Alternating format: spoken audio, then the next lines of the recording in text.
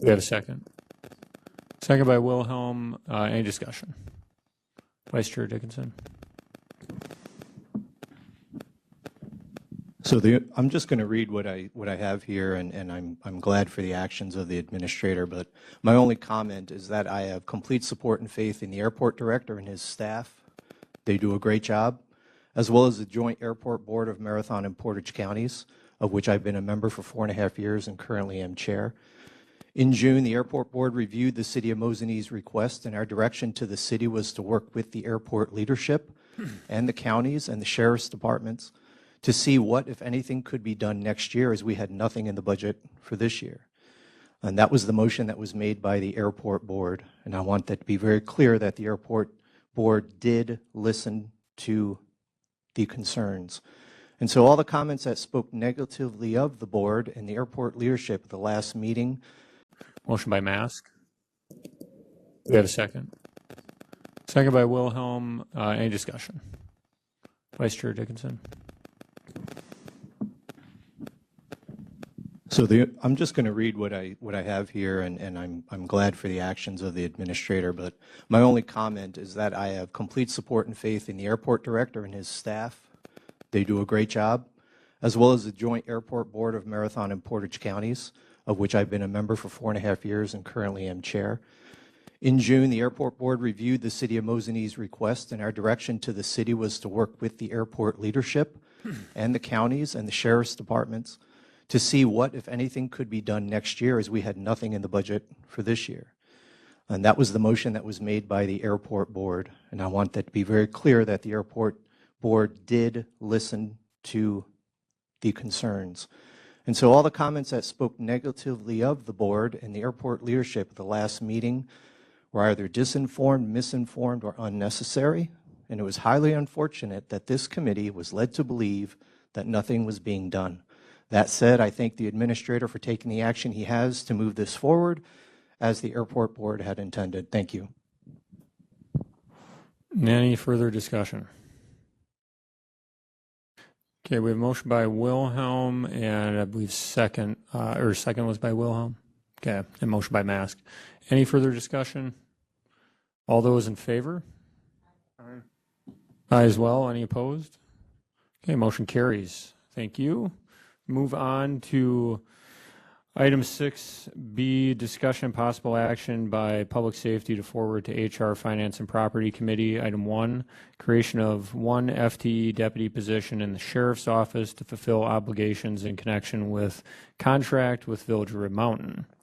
The Administrator, do you have anything to add to what's before us? I don't have much to add, but I know Chief Deputy Milhausen is here and can answer questions. Just in terms of process, this would be, again, move forward to HR, Finance, and Property. This was discussed. You guys received information last meeting relative to just an educational update relative to the desire to create that 1.0 FTE deputy position in the 2025 budget and include it in the budget. As you'll hear later, we are almost 100% done with the budget. It is in the budget based on the fact that I need to have that completed and hopefully posted to Kim not too long in the near future here. But with that, I'd certainly offer Chief Deputy Milhausen if he has anything to add. This one.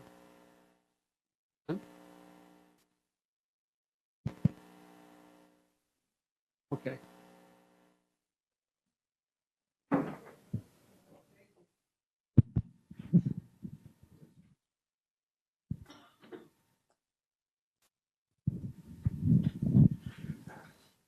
Thank you, Mr. Chair. I just want to say that I apologize to this committee, HR, Finance, and to the board for the clunkiness of this request. This was done a little bit different than we did the last time, and I just wanted to apologize for us coming back to committee multiple times on this topic, and I'm willing to answer questions that you may have regards to some of the costing and things like that in the service that we're entering into the contract with Rib Mountain. Any questions for Chief Deputy Milhausen? Okay. With that, I believe we're looking for that as a motion to approve the forwarding to HR, Finance and Property, the creation of the one FTE deputy position in the sheriff's office to fulfill the obligations in connection with the contract with Village of Red Mountain. Do we have a motion? Motion by Mask, second by Hoppe. Any discussion? All right, hearing none. All those in favor? Aye as well. Any opposed? Okay, motion carries. Thank you. And then we will move on to item 6B2, consideration of resolution to amend the 2024 annual budget to accept awarded funds under the 2024 Bureau of Justice Assistance Smart Prosecution Grant. Excuse me. We have heard about this before, but Lance, do you want to elaborate on anything or invite staff? I don't know if Ruth Heinzel from the District Attorney's Office is here to answer any questions, but based on your ordinances relative to accepting funds, a budget amendment would be required. But again, congratulations in order to the District Attorney's Office for applying for those grant funds and being awarded this particular grant. I think, are you still waiting to hear? I see Ruth nodding. She applied for 3, so she's still waiting to hear on a number of others. But again, within your packet, there is a resolution summarizing the action that this committee would need to take, and it would go to the full board. But as an interim step, much like your last position request, it would have to go to HR, Finance, and Property pursuant to your rules. So with that, Ruth, I don't know, is there anything else you wanted to add? Okay, with that, then, if there's nothing further, we are looking for a motion to approve forwarding to HR, Finance, and Property a resolution to amend the 2024 annual budget to accept the awarded funds under the 2024 Bureau of Justice Assistance Smart Prosecution Grant. Do we have a motion? Motion by Wilhelm. Do we have a second by Hoppe? All those in favor? Any opposed? Motion carries. Item 6C, a discussion and possible action by Public Safety to forward to the County Board for consideration. Item 1, consideration to amend the existing medical examiner fee structure in 2024 as permitted by Wisconsin statutes. And we have the medical examiner here to offer us some further discussion on this. All right. Thank you so much. We are just here to talk about our fee structure. By state statute, we're able to increase our fee structure every year by the Consumer Price Index, the December to December. This past year in 2023, that was 3.4%. So we didn't do this earlier in the year just because we originally thought that the morgue project would just be a few months ahead of schedule. However, we did have a few setbacks with the land, which was an amazing decision because if we wouldn't have done that, we would have been even more behind as our original land piece had wetlands. So that would have caused issues. So we avoided all of that, which is amazing. But we didn't do this earlier in the year. So we're just asking to increase our fee from $266.25 to $275 per year per authorization. And then if you want to go to the next one. You can drive. Thank you.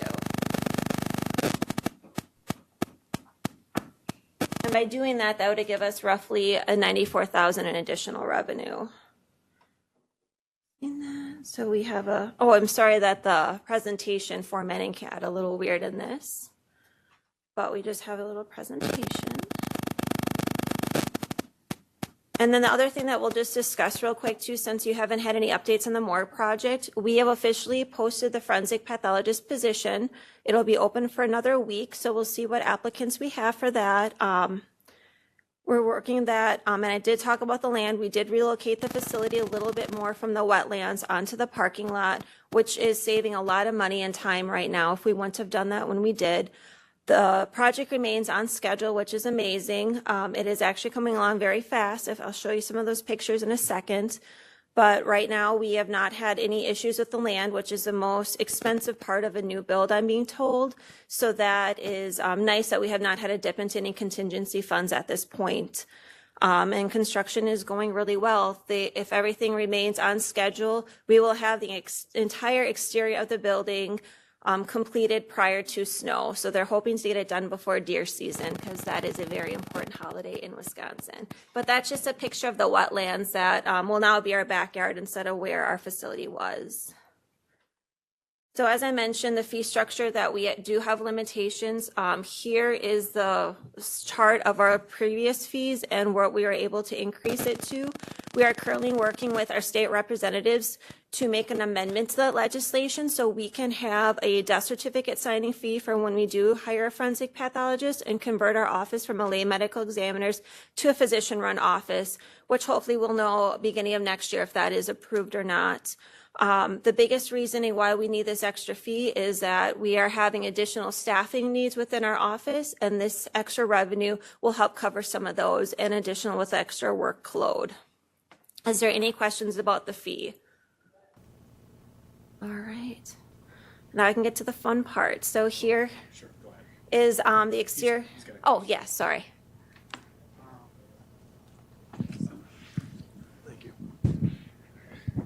With the fee structure, is it, because we're going to be serving people from outside the county? Or is it going to be, if you're in the county and outside the county, is the fee structure going to be the same?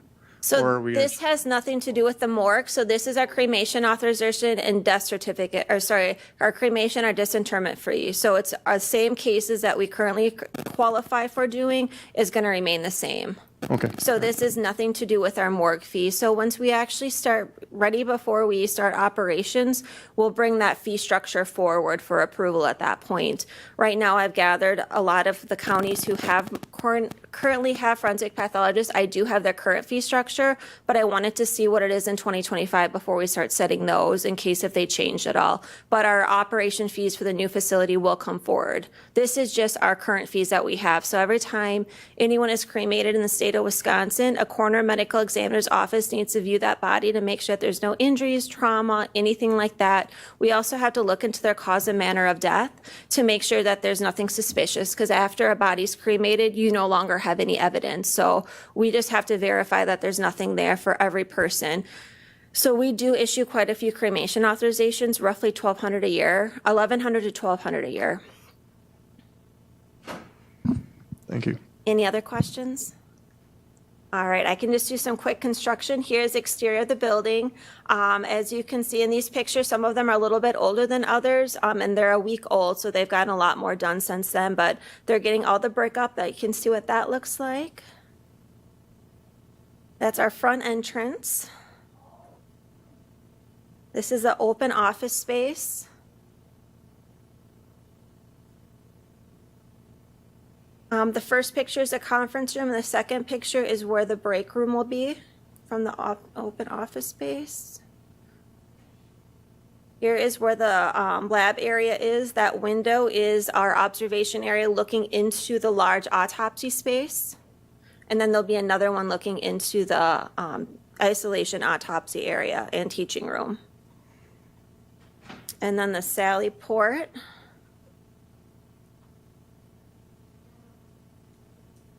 All right, any questions or comments?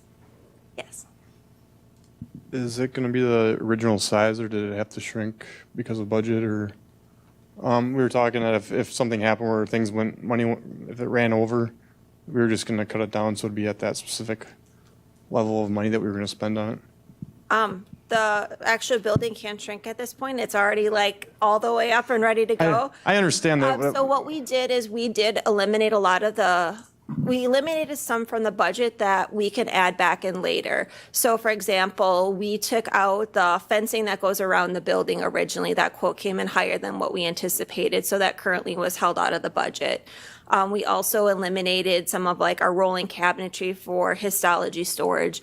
That was taken out of the budget. So we do have things taken out. So as we're moving along and fine tuning some of the quotes and estimates and getting actual numbers of what it is, facility has done a wonderful job for value engineering to get a lot of the costs down. And we've also been making a lot of difficult decisions to get some of those other costs down. So based upon how things are going is when we can start adding things back in. So we should be good with budget. There's been no budget concerns that I'm aware of. And Myron Construction, our facilities department, and our architects have been amazing to work with, and it's been a really nice, smooth project. If I can just add, it's kind of related to your earlier question, Supervisor, about the fees. Jess did a nice job in the memo. This is one of those areas where state statute limits our ability in terms of frequency and in terms of the rate at which you can increase a fee. And you'll see from one of the earlier slides where Jess showed, we need to be more diligent about taking these things to the county board each and every year because, as you all know, and you'll hear about in my budget presentation, costs go up every year. And we need to, if nothing else, evaluate whether fee increases are appropriate based on the services we're delivering. So as Jess alluded to, this is really for the increase in CPI that took place last year, which is, again, the limit, the upper bound limit for fee increases pursuant to Chapter 59 for the medical examiner's office. Next year, we fully anticipate bringing a very similar resolution, not only for this fee, but I firmly believe we are going to be successful with the legislature. We've engaged the counties association on this to get a very similar amendment that other counties that have made the transition from a lay office to a physician-led office have gotten under Wisconsin statutes, again in Chapter 59, to give essentially an exception to add an additional fee for death record fee. That each of those and continuing to have those increase based on CPI was built into the business plan and is important. It's not a ton of money, but when we're trying to run a county department like an enterprise fund, all of those little increases to make sure we're actually accurately capturing our costs are really vitally important. So this is, again, the first one of these you'll see. This is, again, for last year, but when we go into 2025, we're going to bring a couple of things forward in connection with this morgue project.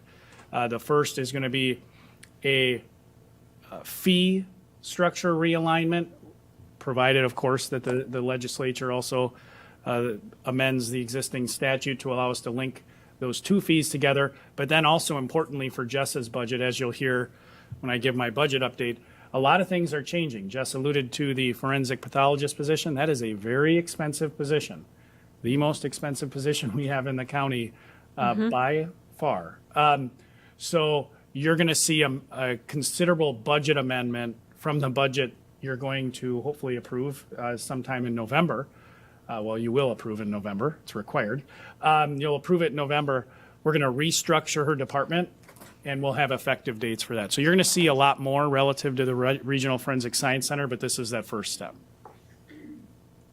And there is a resolution in your, not only the memo, but I believe we have a resolution. We don't have We're the drafting the resolution. Should you move this forward, we draft a resolution to go to the county board. Any other questions for the medical examiner or the administrator? Okay, thank you. With that, then we are, yep. Yeah, I just I lost my C and my 1. We are on to C1, which is now consideration to amend the existing medical examiner fee structure in 2024. So we need a motion to forward this to the county board for consideration. Do we have a motion? Motion by Hoppe, second by Wilhelm. Any further discussion? Okay, thank you. All those in favor? Any opposed? Okay, motion carries. Item C2, consideration of the creation of a county ordinance consistent with Dane County Ordinance 34.01.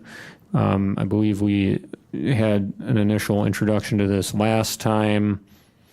I know Kim is not here, but Lance, do you want to offer any comments? You can. Yes, this was, thank you, Mr. Chair. This was discussed at your previous meeting, and the direction to staff was to go back and work on a resolution that would amend Section 9.21 of your Marathon County General Code of Ordinances to adopt an ordinance similar to that within Dane County, specifically Dane County Ordinance 34.01. So the draft is in your packet beginning on page 24. That would provide for that forfeiture violation. Again, this is the intent here is to mirror the ordinance from Dane County. There is, as Corporation Counsel Pirner alluded to in your last meeting, And I believe District Attorney Whetstone referenced it as well. There's certainly state statutes that would be implicated by the behavior reference within the ordinance. But happy to answer any questions, and I don't know if David, was she going to come out to? But happy to try to answer any questions. Any questions for the administrator?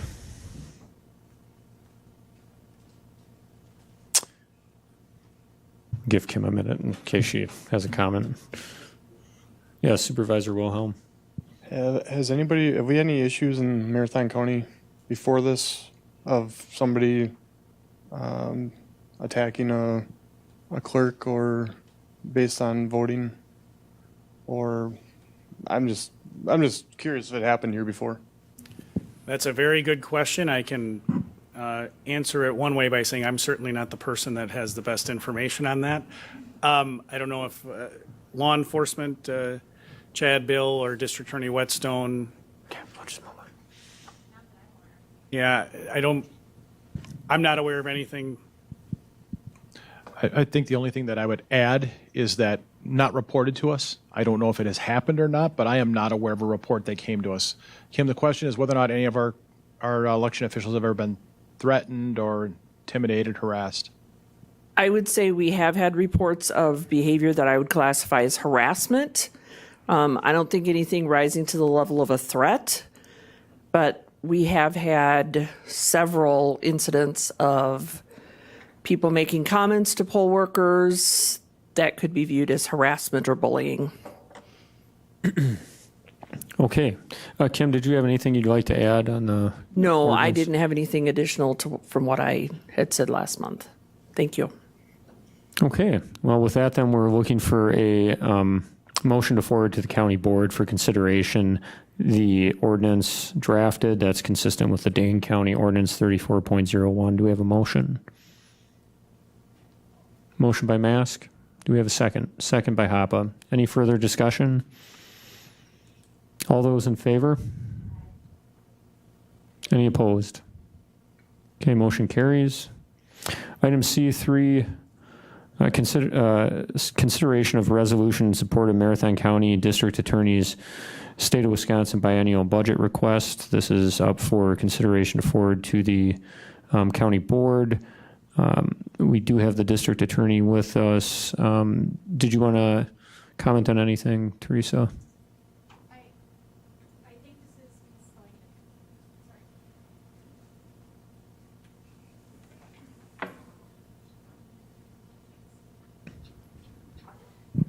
Thank you. This is consistent with, I believe, what the Public Safety Committee was desiring or talking about at the last meeting. It's really the county boards or public safety committees at this point in time support for what our office has already submitted to the state as a request. In essence, what it means is that our COVID relief fund prosecutor that we have had filled that position, have been utilizing that position, will continue through the end of July. The request is that that become a permanent state-funded position. Thank you. Do we have any other questions for the district attorney or administrator? Okay. With that, then, we're looking for a motion to approve forwarding to the county board for consideration resolution in support of the district attorney's State of Wisconsin biennial budget request. Motion by Wilhelm. Second by Mask. All those in favor? Any opposed? Okay, motion carries. We can move on to item 7, educational presentations and committee discussion. Item A, overview of the highlights of the 2025 annual budget with respect to the departments and organizations over which this committee has jurisdiction. And I'll turn it over to the administrator, and then I know we have at least comments from Supervisor Robinson on CART. Go ahead, Administrator. Thank you, Mr. Chair. I know everyone's on pins and needles from the budget to be completed and a presentation to be done, as am I. We are very, very close to having that completed, and it will be presented to the HR Finance and Property Committee tomorrow. But with all of the committees consistent with the direction you've provided, the board has provided, wanted to kind of go over what are the highlights that you'll be able to see in that budget when it's presented and when you have your further conversations about what, if any, modifications you choose to make to that proposed budget. So I'm not going to talk a lot about numbers. You guys are again, the budget's going to be presented tomorrow, so you have the best opportunity for me to give you numbers, and I will give you one at the end. But I'm not going to talk through a lot about the numbers. I will start with this. Regardless of the final modifications that I make with my team today to the budget, it is going to provide for a very significant reduction in the tax rate. I've told the other committees well over 15 cents. And I'll talk a little bit about why that is, but I want to set some expectations relative to the budget. It is largely a status quo budget. If you were expecting some wild change in programs or services or service level, I'm sorry, I'm going to disappoint. This is very similar to, quite honestly, every one of the county budgets that I've prepared, and I think the last several that I've had the opportunity to observe being delivered. It's largely status quo. That said, it was shaped by direction from the county board and the standing committees in a couple of very important ways. First, the three questions that HR Finance and Property Committee Chair Robinson and I, when we appeared before all the committees way back in June and July, we talked about the ways that the county board can provide direction to administration, and the way that you act relative to budget is by framing what programs and services we deliver, at what level, and at what cost. So I want to talk through just a couple of pieces relative to those, but importantly, you also have provided some additional direction at the board level through the budget priorities and guidelines that you adopted back in June and July, as well as the budget assumptions during that same time.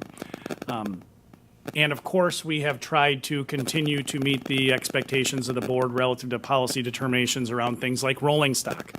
Last year, you amended your rolling stock policy to provide for an increase in funding for rolling stock. And rolling stock, the easiest way to think about it is primarily vehicles or large pieces of equipment.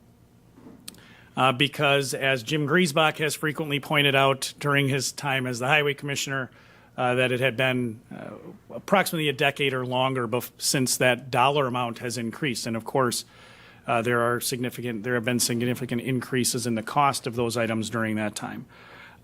So that was one additional piece of direction we tried to make sure we funded in the budget, and we largely have done that. We've funded rolling stock.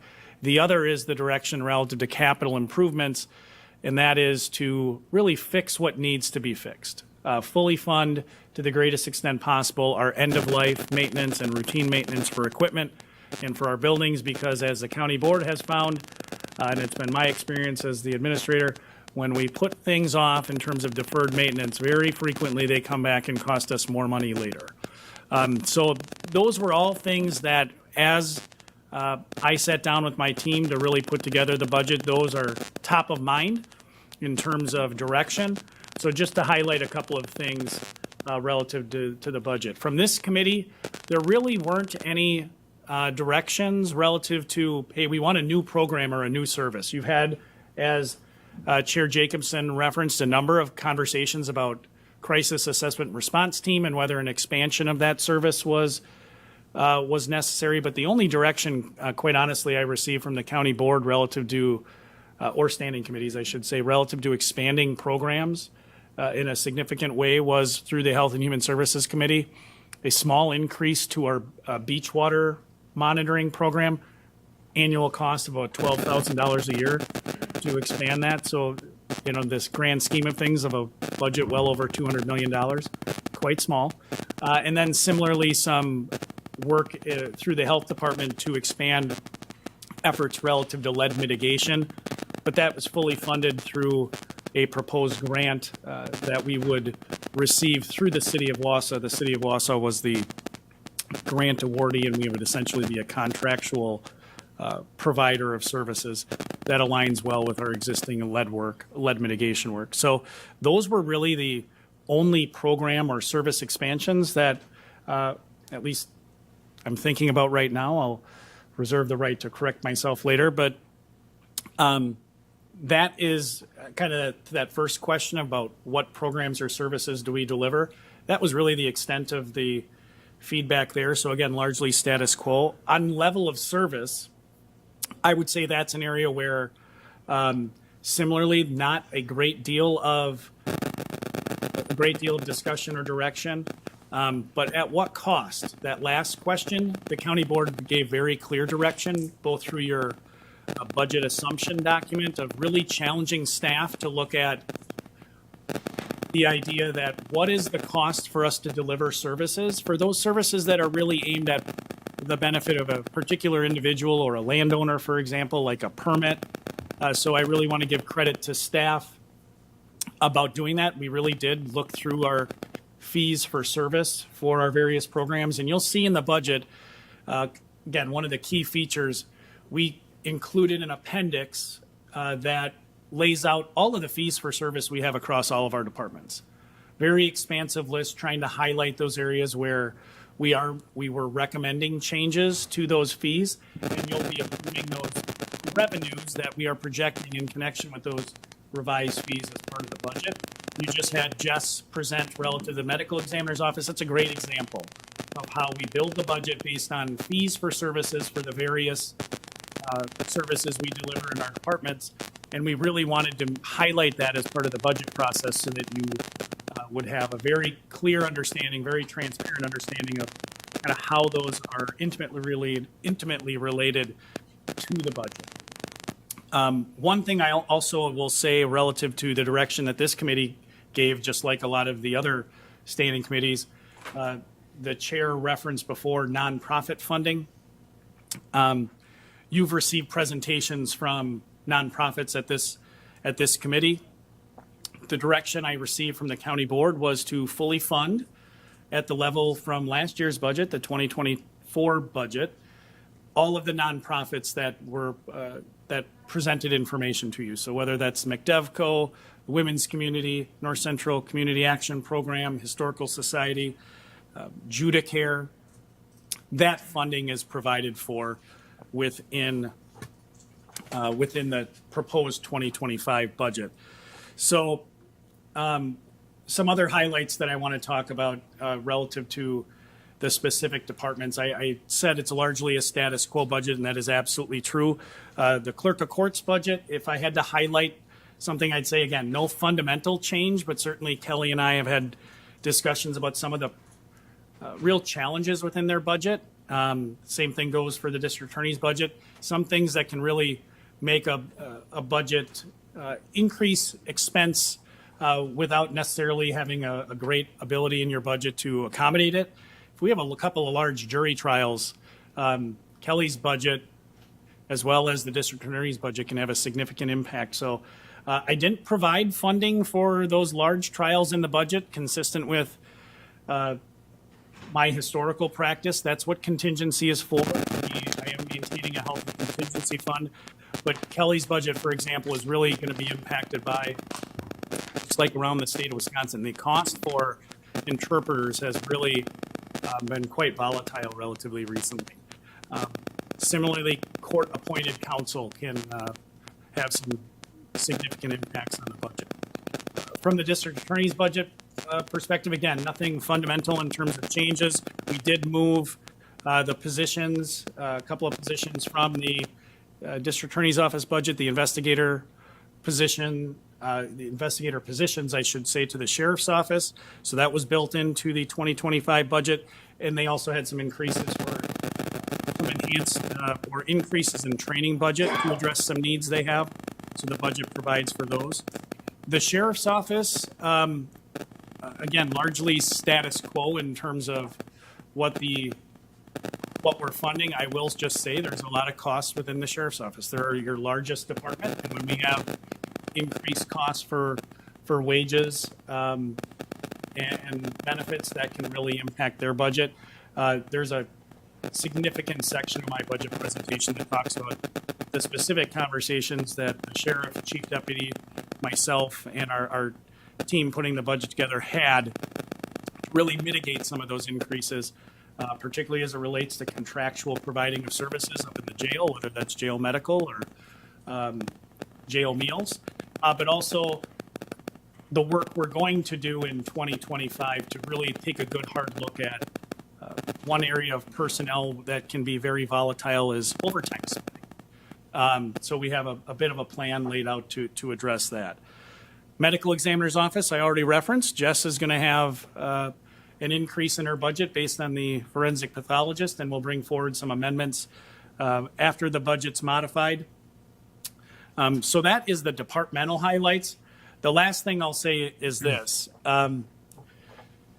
Marathon County, we're in a very good spot. Like I said, from a financial perspective, our reserves are healthy, and we have a strong, relative to our peers, a strong basis for net new construction. We've been very fortunate the last several years.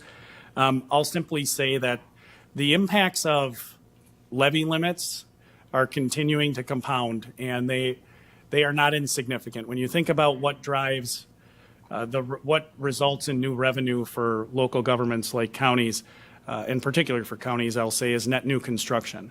So new buildings being built.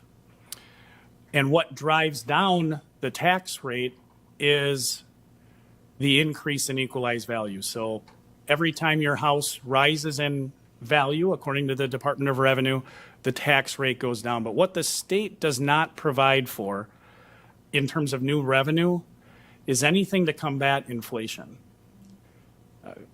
So if you think about on our budget, I said I wasn't going to talk numbers, but I'll throw a couple out. Our personnel budget across the county is over $70 million. If you add 3% to that, you're well over $1 million. Our net new construction number in a healthy year is $1 million. So when you have wage increases of over $1 million, you have health insurance. If you look at local governments around us, a number of them had health insurance renewal quotes of 20% initially. Our health insurance annual spend is $13 million. So when the revenues just don't keep pace, which we're in a good spot. But when I make my budget presentation to the full board,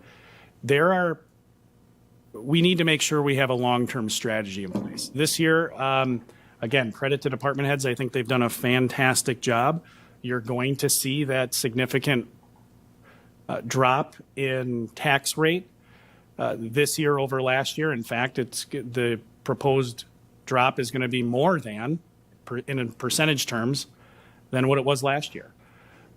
That said, we're not going to fully fund. My proposed budget does not fully fund all of your end-of-life and routine maintenance. I funded everything that I know we need to fund, but we did have to make some really tough choices. So that, I hope, is the conversation at the full board. And then I know HR Finance and Property Committee Chair Robinson, if you had any comments, but just to be very upfront with you, what is not in the budget is an expansion of CART. I know this committee has talked a lot about the challenges that come from the recent challenges that we've had with the unhoused population. I didn't put funding in the budget for that because I didn't get specific direction to do that. The county board recently adopted that joint charter with the city of Wausau for that joint task force. I didn't put any money. So there are more needs and desires certainly than what you have in terms of funding, but I don't want to end on a negative. The budget is a very strong proposal. I think you're demonstrating to the taxpayers. You'll see that there's considerable value for certainly the tax payments that are made. And with that, I don't want to belabor the point. I certainly would answer any questions. Any questions? Supervisor Wilhelm. The sales tax rate or sales tax, are we going to be up this year, down? Because that kind of adjusts with the inflation too as things go up.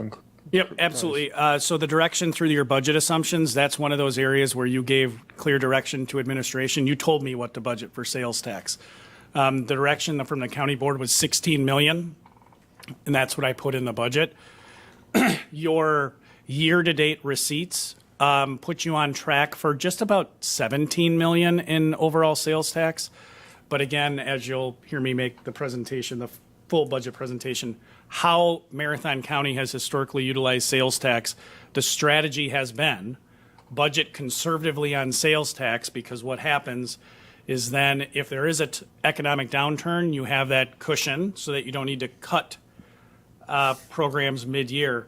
But also, if there's a good year, or you certainly hit projections or even above them, that is what rolls into your capital improvement program via fund transfer in the year following the audit. So if you have a very good sales tax year this year, above budget, let's say you have $1.25 million in additional revenues over expense. In the year following the audit, we would audit those numbers next year. Then in the 2026 budget, that would come in and it would serve to fund your needed capital expenditures. So things like roofs, parking lots, it's there for that. Because otherwise, this is my explanation of the rationale. Otherwise, you're in a position of what a lot of other counties do. They turn to borrowing. And that's a levy exception. There's a levy limit exception under the statutes that says you have operating levy, but if you need to borrow and then you need to service that debt, servicing debt is an exception to the levy limit. So there are different ways to accomplish the same thing. The problem, of course, with borrowing is that to issue debt, you need to pay lawyers to draft the bond documents. You have to have the fiscal professional advice relative to servicing that debt. You need to go through the process of issuing that debt, and of course you pay interest. So the transaction cost is there. I hope that answers your question. Okay, any other questions for the administrator on the overview of the 2025 budget? Okay, well, thank you for that. Before we move on, Supervisor Robinson, did you want to comment on CART? Thank you. At the last meeting, we talked about the expansion of CART, which was based upon the recommendations that came out of the Wausau Policing Task Force. And after the meeting, we sat down with Sheriff Billup, Deputy Sheriff Millhausen, and Chief Barnes from the city, and talked about trying to frame the issue a little bit better. And Chief Barnes indicated that while he supports CART, he thinks that a more appropriate approach to dealing with the issues beyond the 8 to 5 would be an expansion of mobile crisis services.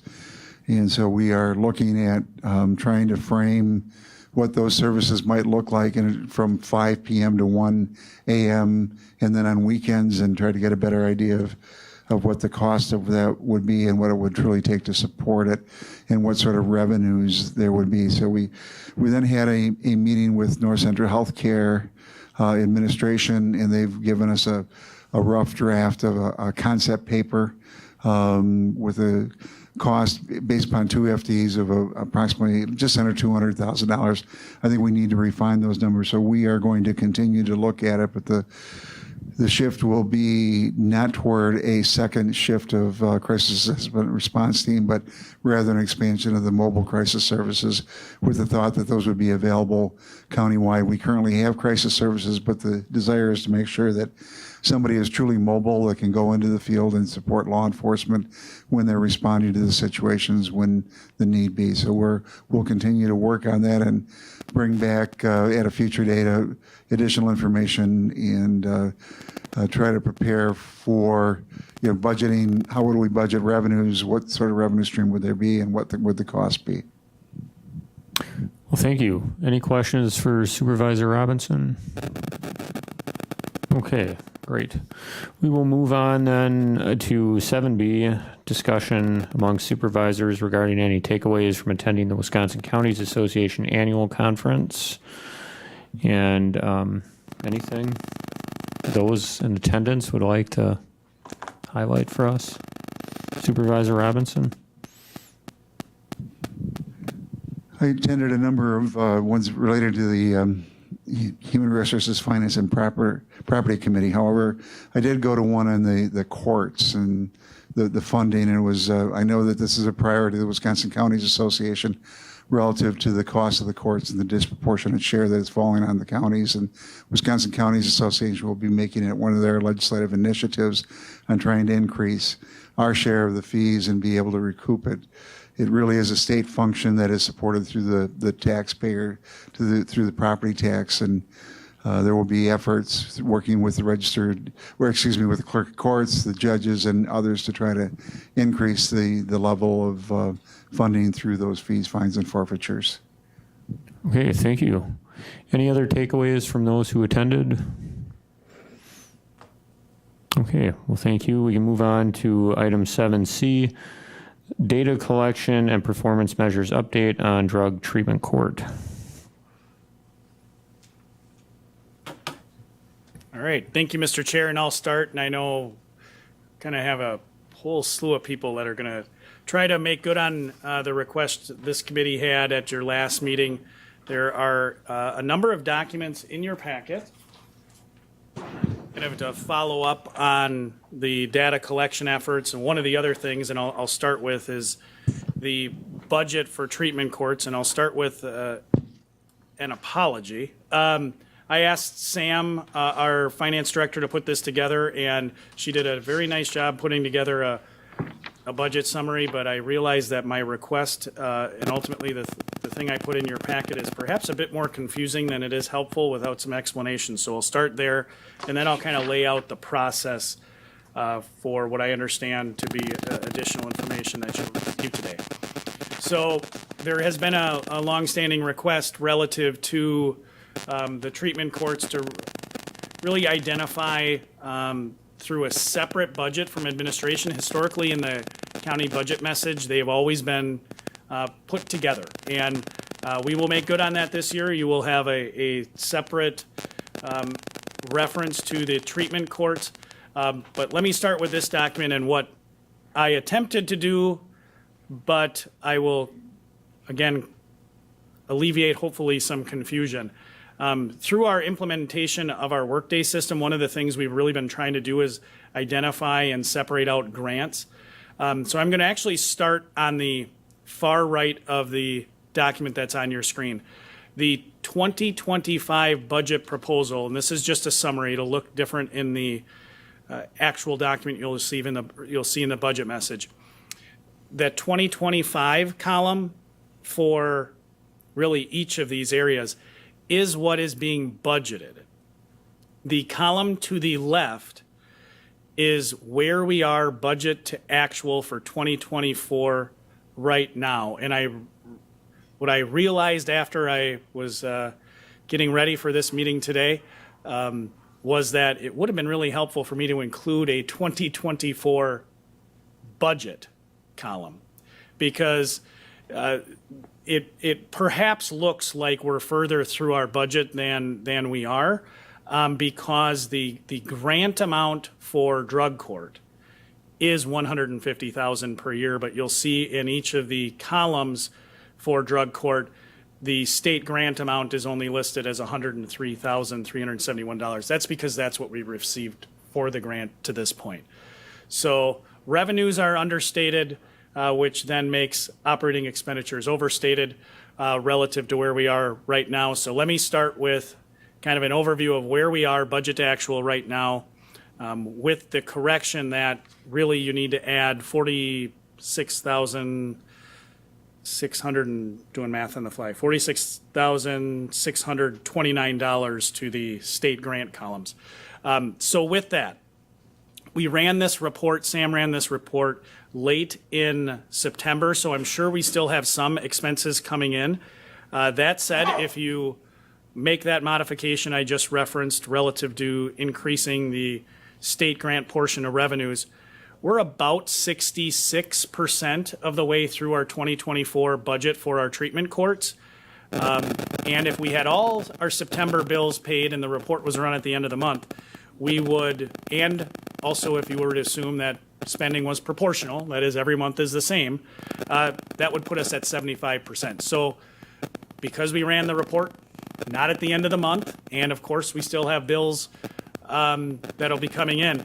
We're actually in a really, I think, a good spot. We're not on pace to have a significant kind of over budgeting of expenses. We're also not in a position where we're over budget with regard to our expenditures. So in terms of where we are budget to actual 2024, I think we're in a good spot. So what does that mean? The primary takeaways from this document, really starting again with, if you add in that $46,629 I referenced, in 2024, grant revenue, one of the big takeaways in 2024, grant revenue in our treatment courts was about 36% of our overall budget. So that overall budget for treatment courts in 2024, if you add in that additional grant revenue that I talked about, comes to about $413,500. So 36% of that total amount is funded through that state grant. In 2025, I want to give a big shout out to our finance department. Sam and Danielle have worked closely to help us make some corrections in terms of where things should be allocated. That amount is going to be 41.4% based on what's in the proposed budget that will be grant supported. So for 2025, the total revenues for drug court are projected to be $362,213. Really, that's a function of some moderate reductions in some areas, but it's really more of a, quite honestly, mapping things to our already in-kind contributions for treatment court. So I know that was probably a bit more complex than it needed to be, given that the chart that I asked Sam to put together, I should have framed that differently. But the takeaway again, in 2024, the plan, the budget was for 36% approximately of the total treatment court budget to be comprised of grants. And moving forward, it would be about 41.4%. So with that, we're going to have a bunch more people, I'm sure, that are going to give you the other side of the coin that you asked for, which is more the update relative to the data side. And I just want to talk through that process just a little bit and kind of talk about what the presentation is going to be and what it's not. There's a lot to take in. So I guess I have one request.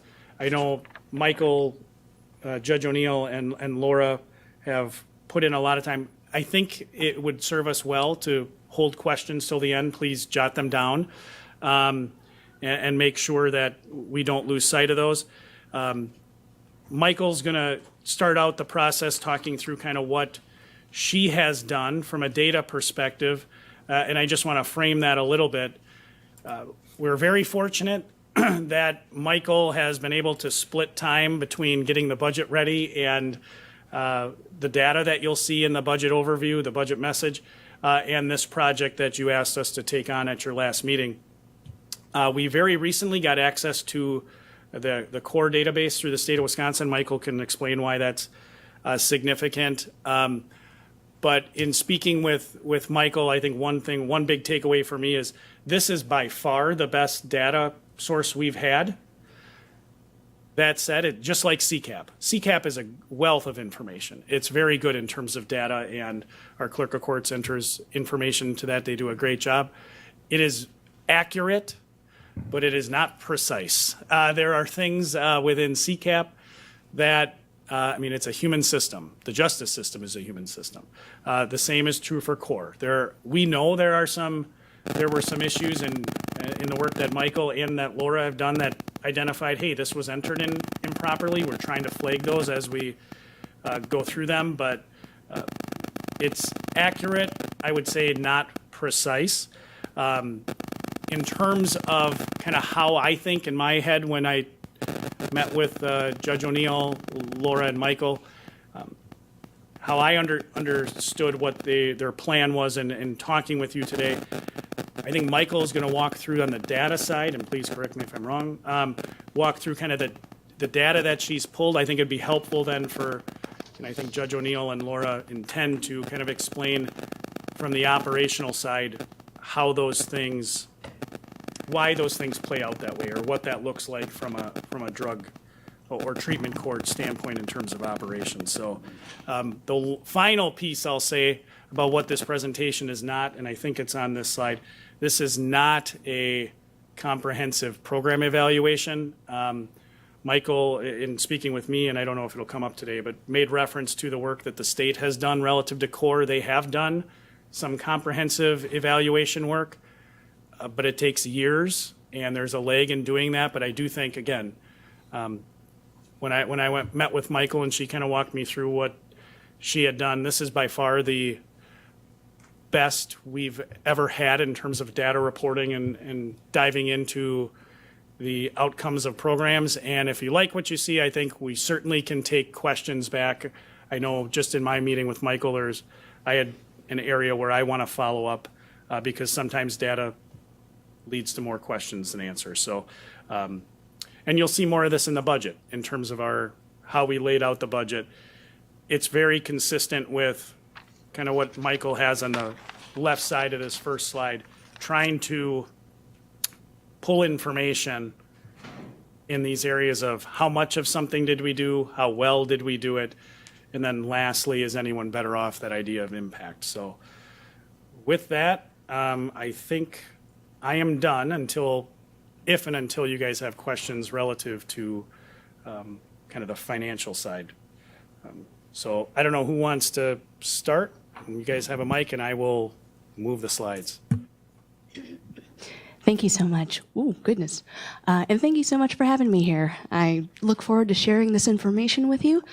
Now, as the data officer, I wear many hats, but the overall goal is to help this organization get the most out of its data and provide more transparency, starting with a large-scale KPI reporting project that we're working on.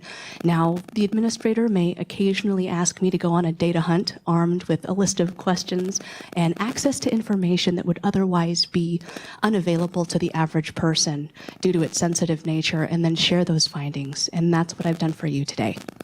Now, to be clear, I'm not here to make decisions for you or tell you what to think. Think of me as a Google search engine. These graphs are my best attempt to give you the information the administrator asked for in the most objective way I can. So I invite you to explore your data with me. If we could go back to that first slide, here we go. So talking a little bit about what we're going to discuss today. The focus is on the Marathon County Drug Treatment Court Key Performance Indicators, or KPIs, in the Results-Based Accountability Framework, the RBA framework, which you may have heard from the administrator before, which is the how much did we do, how well did we do it, and is anyone better off? Now, there's a lot of information. I'm going to be honest with you. We're going to touch on some sensitive topics in a complex justice system. And I know we're not going to solve the world's problems today. And if we fall into the trap of trying to dig in too deep to a lot of these graphs, we'll be here all day. But what we can share is that these are ongoing conversations. And I'm really hoping that giving a little bit more transparency will help folks make more informed decisions. So where did this information come from, and why should we trust it? I am not going to insult your intelligence and read you this entire slide. All of the things on the right, it's basically like, hey, what is CORE? CORE is the Comprehensive Outcome Research and Evaluation Reporting System. This is a, quote, system designed for statewide use to collect participant data to improve the quality of treatment courts and diversion programs in Wisconsin. So the Department of Justice created CORE around the Wisconsin statewide drug and hybrid court performance measures, which there's a link in all that tiny text there. It's a 128-page document. I read through it to try to group some of this information in a way that's going to be consistent with the way that the state reports it. But CORE does have rules around what I can and cannot share. So I've signed a lot of paperwork and some user agreements, and I can't show you a lot of the very personal information behind this, but I can show you in aggregate or grouped form, and I think that's really going to give us a good look. Now, human error, of course, as the administrator said, is always a limiting factor in data quality, and you'll hear me talk about data quality a lot, but Drug Treatment Court is in part funded by a TAD, as you know, Treatment Alternatives and Diversion Grant, which requires participant data to be logged in CORE, which can be audited at any time by the Department of Justice. And I spoke to the DOJ's TAD CORE Program and Policy Analyst from the Bureau of Justice Information and Analysis, who assured me that they do employ two in particular employees that indeed follow up to ensure compliance for the data entry in CORE. So we'll go to that next slide. Thank you. Now, before you compliment me on the graphs, these are all made in Power BI, which is a data visualization program where I load the information in, translate it from computer speak, and ask it to populate these graphs. Like, for example, I can't click these numbers and type something in to change it. It's populated based on the data behind the scenes. I did, however, pick the colors. So what is a participant? If we look at top right, we see 95 individual participants. Now, a participant is somebody that's made it through and I'm going to explain this as I have understood it. Again, less than a year ago, I was just your average civilian, so I have tried to cram as much information into my brain as possible and explain it in a way that I hope makes sense to other people. But a participant is somebody that has gone through the eligibility process, the screening process after referral, and has been an active participant in the drug treatment court program. Now, I'm going to awkwardly gesture over my shoulder here. Here we go. So total participants by program status. We've got 44 that graduated, 30 that were terminated, 17 that are currently active, 3 that are inactive, and 1 that's logged under administrative discharge, which may include death. So the outcome of the completed referrals, we'll see that we have 412 referrals total and then 408 completed referrals. That's because some referrals are currently still in the works. And if we look at where do our referrals come from? I have it broken down by 2018, you'll see at the top, and the majority of our referrals came from defense attorneys. And over time, we've got 2024 where that has changed. It looks like that's decreased, but what has increased is the self-referred, and that lovely mustard color, self-referred individuals that apply to drug treatment court. Now, the outcome of the completed referrals, one of the things that, again, I didn't know but was very interesting when I started to dig into these numbers is we had 262 people that were deemed ineligible for the program. We had 101 that were deemed eligible and 45 that were logged under not determined. Now, in the next slide, I'll get into what that all means, but you might notice that it says 101 eligible, but only 95 participants. What's that about? So 4 were deemed eligible, but ultimately declined to be a participant in the program, and 2 are currently pending admission, so that's why those numbers don't add up. Now, as we dig deeper into the eligibility, I try to be a curious and aggressive analytical thinker, which essentially means I ask why a lot. So if we're looking at 408. We talked about the 408 completed referrals, or how many of those were deemed ineligible and what was this not determined about? So we've got 97 that were deemed eligible. Now you'll see in the second column it says null. That's just a carryover from the raw data. Null is essentially a blank or a N/A, not applicable. Don't worry about that one too much, but if you see it, it just means a blank space. Now we had 4 that were eligible, but under that declined. We have Y for yes, and then not determined Y for yes. That's where the 45 came from. So the 45 that were logged as not determined, once I dug deeper, it showed that those 45 individuals were people that were that declined, and as I understand it, declined before they were screened for entry into the program. And then if we look at the ineligibility reason, so I asked, okay, well, who is deemed eligible or ineligible and why? Now, multiple reasons can be given for one person. So if you take in that kind of dark red box, if you add up everything in the right column, it's not necessarily going to equal 262, mostly because multiple reasons can be given for one individual to be denied participation in this program. And then at the bottom right, you'll see the eligible but declined. There were 4 of them. Pretty straightforward. We have reasons why they declined. And again, I won't read through all of these, but You can take a look at that at your leisure.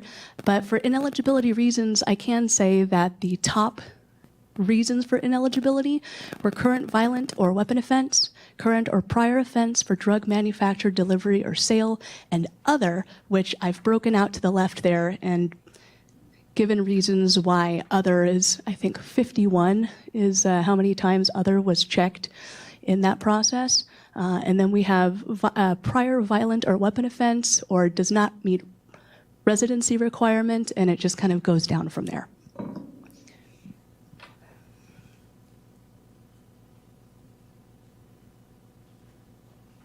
Now, a question that came up that I was given was what types of offenses were involved with referrals?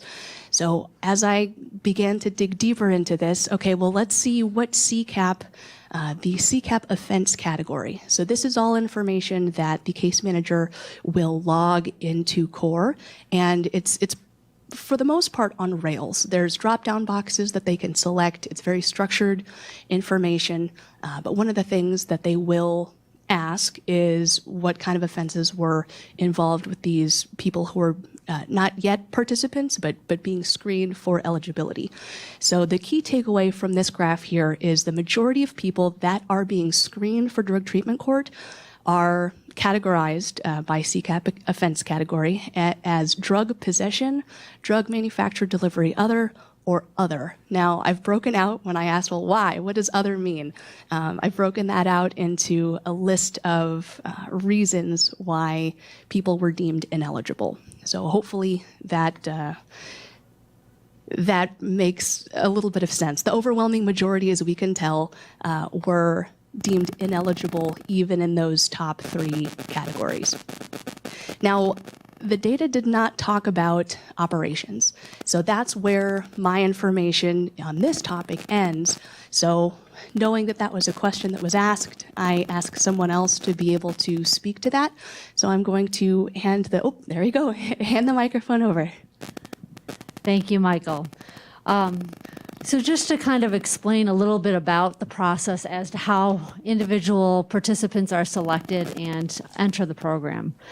So as you're now all well aware, we operate through funding. Much of the funding is through a TAD grant. And the Department of Justice is tasked to monitor and make sure that we are true to that funding legislation. And the legislation does require that our program be designed to promote public safety, to reduce prison and jail populations, and to reduce incarceration costs, as well as recidivism, and to improve the welfare of participants' families by meeting the comprehensive needs of participants. And in the TAD funding legislation, there is a requirement that as part of our program, we do establish eligibility criteria. And part of that eligibility criteria must include that a violent offender is not eligible for participation in our program. And included in your materials is a TAD violent offender decision tree.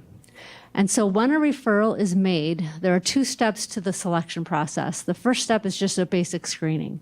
And the basic screening starts out with this violent offender decision tree because if an applicant is ineligible based upon a violent offense, then the assessment does not go forward. So the statute provides that a person who applies for drug treatment or treatment court is ineligible if they have been charged with or convicted of an offense in the pending case, and the person is alleged to have carried, possessed, or used a dangerous weapon.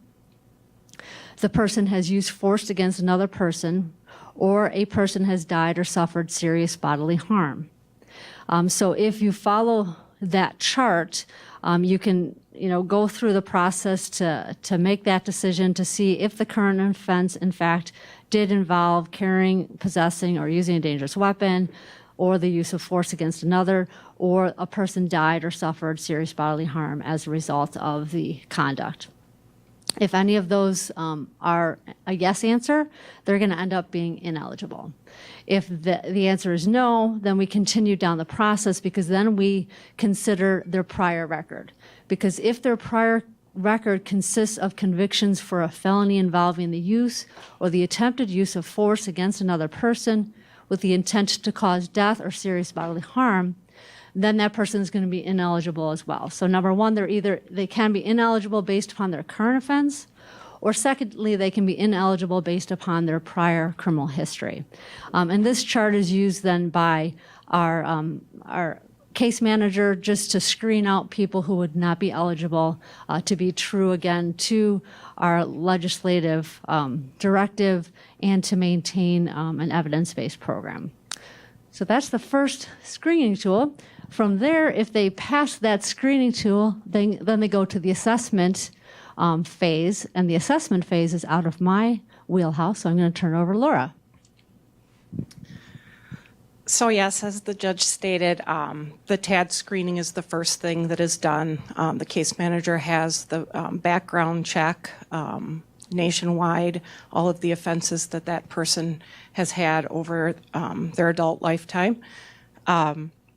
In addition to that, if there are questions regarding does it qualify or doesn't it qualify, she will obtain criminal complaints that actually the team can look at in a small team to determine if the individual should be considered further or not.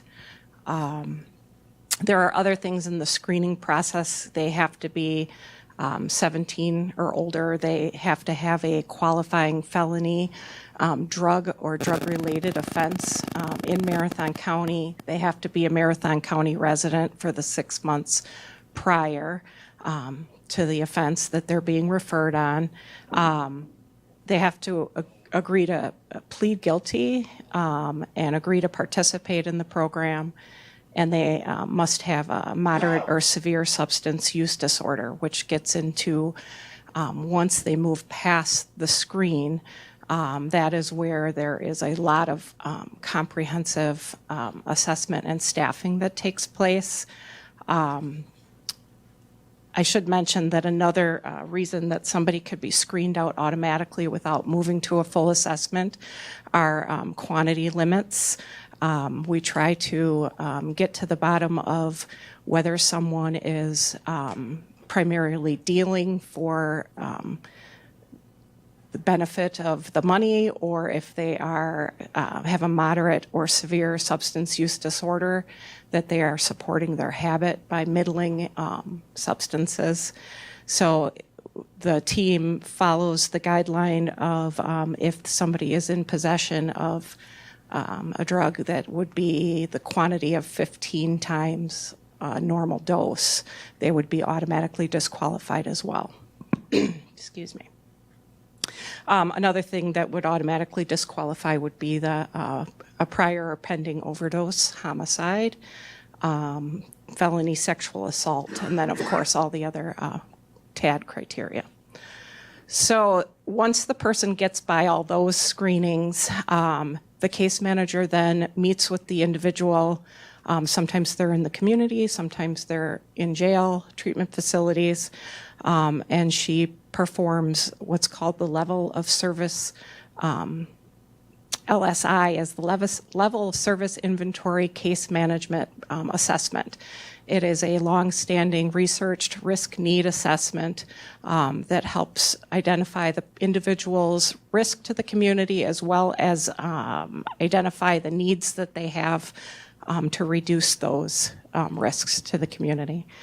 Also at that time, a formal clinical AODA assessment, the ASAM, is completed, and that helps diagnose the person as far as substance use disorder, and also gives the team an idea of the level of care the individual would need.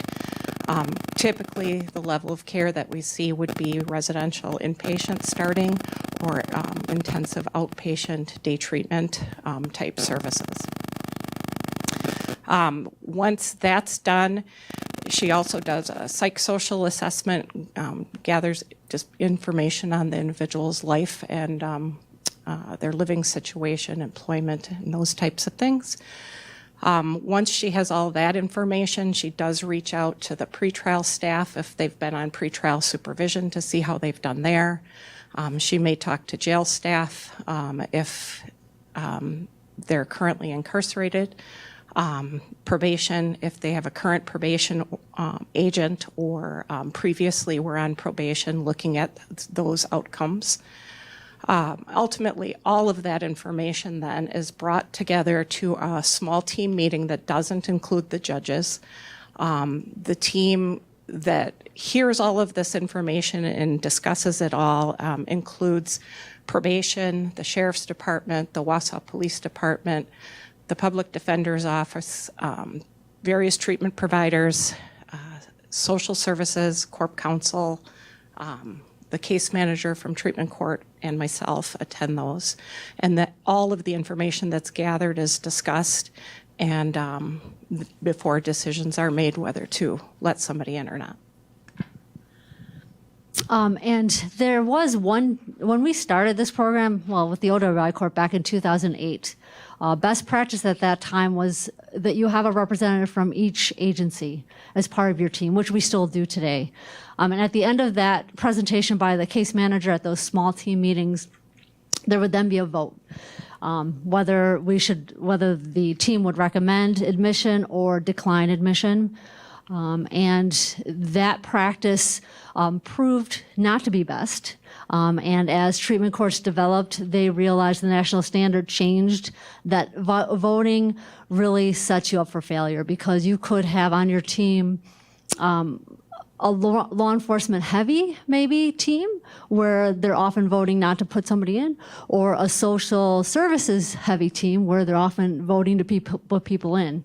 And voices really need to be equalized. So according to national best practices, about 2-3 years ago, we did change to what's called a consensus. So they get together and they try to reach a consensus as to whether or not this participant who's applied should be recommended for admission.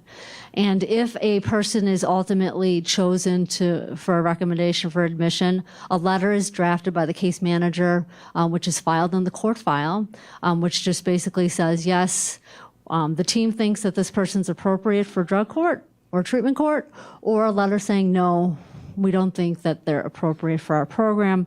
And then it goes to the sentencing judge to make the determination. So just because the team would elect to welcome somebody into the program doesn't mean that they get into the program.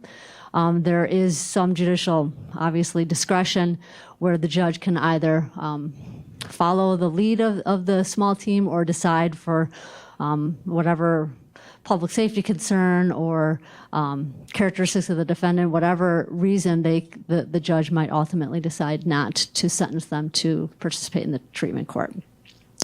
So that's just a little bit about how people then arrive into the treatment court. But I think Michael has more to follow up on. Thank you.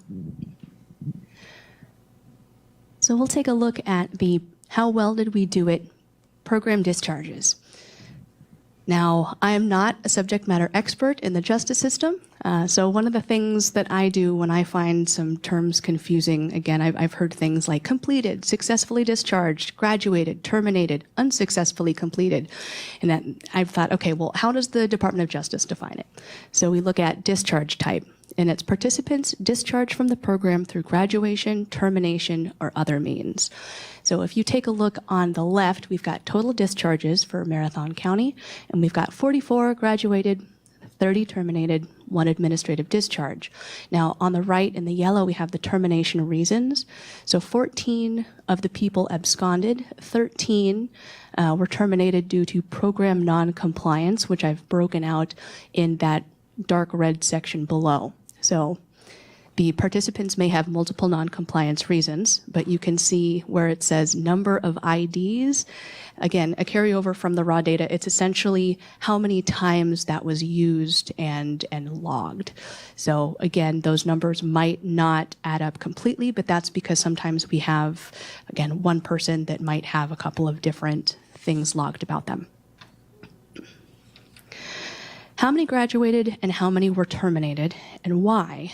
So one of the interesting parts that I found in that performance measures was a best practice that talks about breaking things down by admission cohort and by discharge cohort. Now, an admission cohort is all the people that started the program during a particular year, and the discharge cohort is all the people that ended that program in a particular year. Now, it's not necessarily everybody's in the program for the same amount of time, and it's kind of a rolling, time frame, if you will.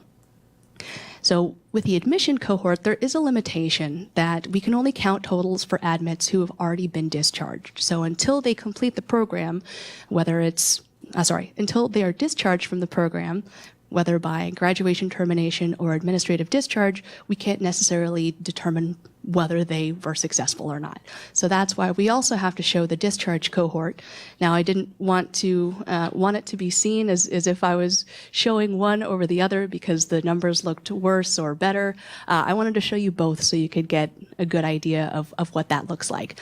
Now, when I first had these graphs populated, I was looking on the bottom part, the discharge cohort, and I thought, man, 2018, what happened? It's all red. We only had terminations that year. And then once I started asking questions, that's when drug court started. That makes sense because it takes longer than a year to complete the program. So the only people we would have would be terminated. Same thing if you look above with the admission cohort. We've got it going through 2023. Now, of course, 2024 hasn't ended, so you basically have the same issue, but flip-flopped.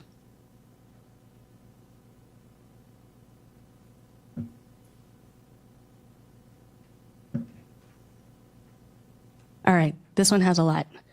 How do our discharge rates compare to the state of Wisconsin? Now, this one was tricky, but from that performance measures that was posted by the state of Wisconsin, you'll see in the top left, we've got our basically mathematical formula in order to get these percentages. Now, you'll see in the middle, we've got our Marathon County, again, our 44 graduates, 30 terminated, 1 administrative discharge. So I've broken that down into percentages in accordance with how the state of Wisconsin says we should determine what that percentage looks like. Now we're going to do this clockwise. We're going to go to the top right, the Treatment Alternatives and Diversion Program 2014 to 2018.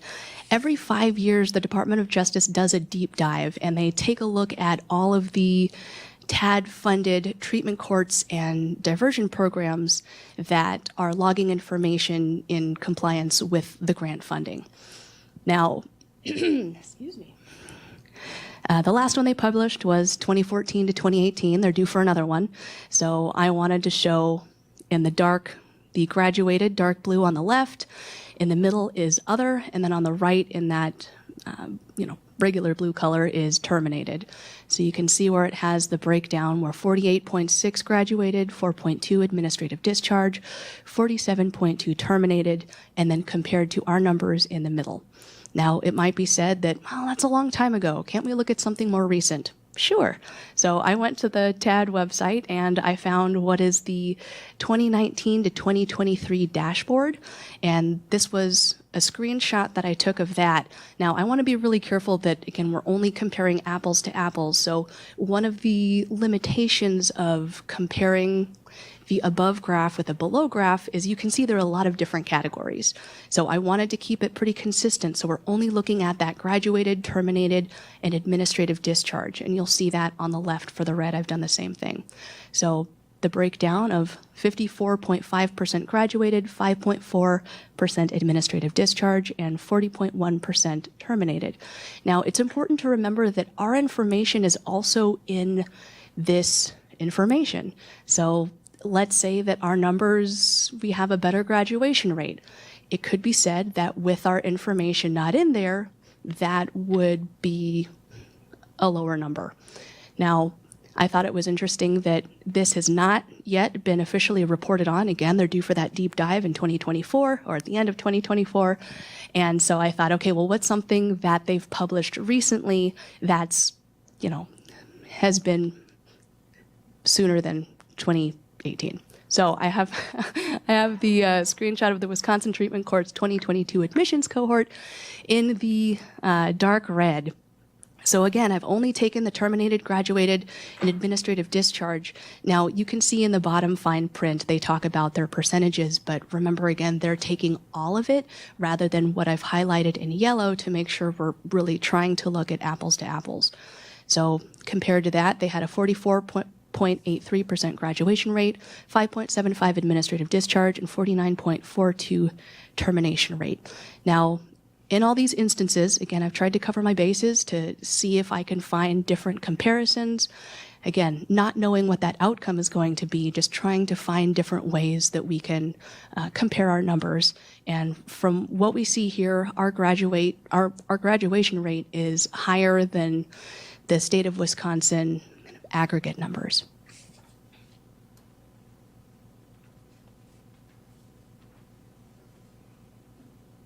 The next question that was provided was, are treatment court graduates better off? Now, that's something that's really hard to quantify. So I asked the administrator, what should we look at to be able to show that breakdown?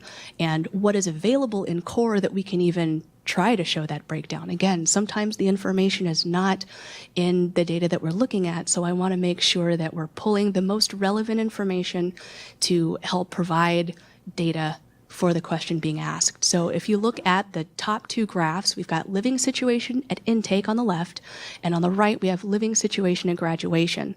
On the left we have 12 people that were incarcerated upon intake. Again, these are participants that have come into the program that on intake they do have to provide proof of where they're living.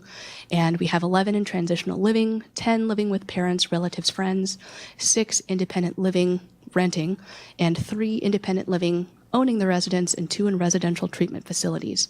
And then fast forward with those same people, the living situation at graduation, we have 27 that were independent living, renting, 12 that were living with parents, relatives, and friends, and 5 that were independent living, owning their place of residence. Now, one of the things that I asked was, did 2 people take out mortgages? How are they going from 3 to 5? And then as we dug into the information, it was shown that some of these people were obviously in different situations at intake. So they might have been in transitional living or incarcerated in jail with parents, relatives, and friends. And then after graduation of the program, they were now allowed to live in their place of residence that they owned. Employment status at intake on the bottom. On the left, we've got the intake, and on right, we have graduation. Now, we've got a couple of different categories. Now, the yellow is not employed, looking for work. Red is not employed, not looking for work. 6 is employed full-time, 6 employed full-time in that light green, and then employed full-time, we had 5 in that dark green. And we can compare that with the employment status at graduation, where 39 were employed full-time, 3 were not employed, not looking for work, and 2 were employed part-time. So again, that's pulling straight from the information, from that data behind the scenes, and populating in these graphs based on admission date or intake, and then graduation date or discharge date. I just wanted to make a disclosure here that part of our phase system to get through the program is that we do require, in order for somebody to successfully complete, they have to have stable housing and employment. So these are looking at the people who graduated, and therefore I just wanted to make that clear that that is a requirement to graduate. So under employment status, those 3 that are not employed or not looking for work, that would likely be somebody who is legally retired or disabled and not required to work, has a source of income because of their status. And I also would point out up above, living with parents, relatives, or friends. We have some situations where culturally that is the case, and also there were children who the grandparents had taken custody of, and then the birth parent, the child of the grandparent, was allowed to move back in as part of the family.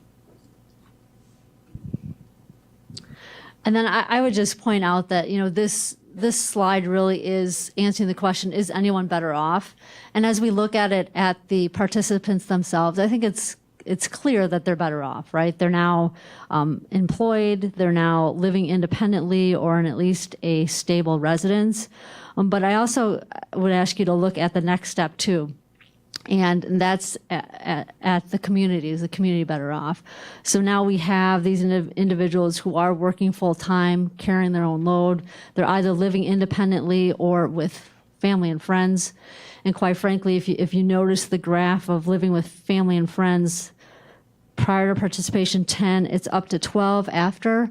And my anecdotal belief is that these people are welcome back into their families, because a lot of times when they start this program, the families have had to make the hard decision to stop enabling, and these people are kicked out of their homes, and they've tried to put that wall up, and by the time these individuals are graduating, they're welcome back into the home. They're welcome back into the family, and we see that in the participants themselves, but especially at graduation. When we have a graduation, the families are invited, and we might have a full courtroom, or at least in my courtroom, it's kind of big. Half the courtroom is full of family and friends, and oftentimes they're asked to talk to the graduate, and they want to thank them for, changing their lives, and then they oftentimes thank the team for helping them change their lives. So those anecdotal witnessing events that we get to see, because we're part of it on a daily basis, I really think are supported by the data that Michael has very, with great pain, I'm sure, figured out for us, and we really appreciate her work. So thanks, Michael. Here you go. Thanks. I'll try to continue with, again, the child support status on the next page. Were graduates more compliant with child support payments? Now, this one is a really interesting slide because in core, child support status upon intake is self-reported by the participants. Now, for me as a data officer, I raise kind of a data quality flag and I say, hold on, are we able to verify that, or are we just taking them at their word? Again, we don't assume any which way if somebody's telling the truth or not telling the truth. But one of the things I wanted to do was cross-reference that with another database that I don't have access to, but I was able to ask a social services case manager to check up on that. So one of the things that we try to do is maintain confidentiality. So this case manager went in, and again, not sharing any personal information, but they know, they had a list of who was in the drug treatment court, and then they were able to look that up. And the data source was not only CCAP, but the Kids Information Data System from the Wisconsin Bureau of Child Support. And then it's also noted that, quote, the no obligation numbers aren't even because there are a couple of cases where support was stopped between intake and graduation. So if you look, again, I've tried to color code this as clearly as I can. I've got green for compliant, kind of that gray for no obligations, and then red for non-compliant. So the top two on the left, we've got intake on the left, graduation on the right, and then the bottom two graphs are what I got back from social services. So that data is now left in intake and on the right, graduation. Again, you can tell from these graphs that participants upon intake in the drug treatment court reported themselves more compliant in child support payments than social services saw when they took a look at their data and cross-referenced that. Now, when I asked why that might be the case, again, I try to get to the bottom of this because when those numbers auto-populate and I don't understand behind it, I want to make sure I do so I can share that with you. So the reason given that people might not be reporting the most accurate information upon intake is apparently there was some confusion on the definition between compliant, no obligation, and non-compliant from the drug treatment court participants. So again, glad we double-checked that, but the interesting part is if you look at the graduation rates, they are very consistent. The core information at graduation versus the social services information at graduation, they're pretty much, they're lining up very consistently.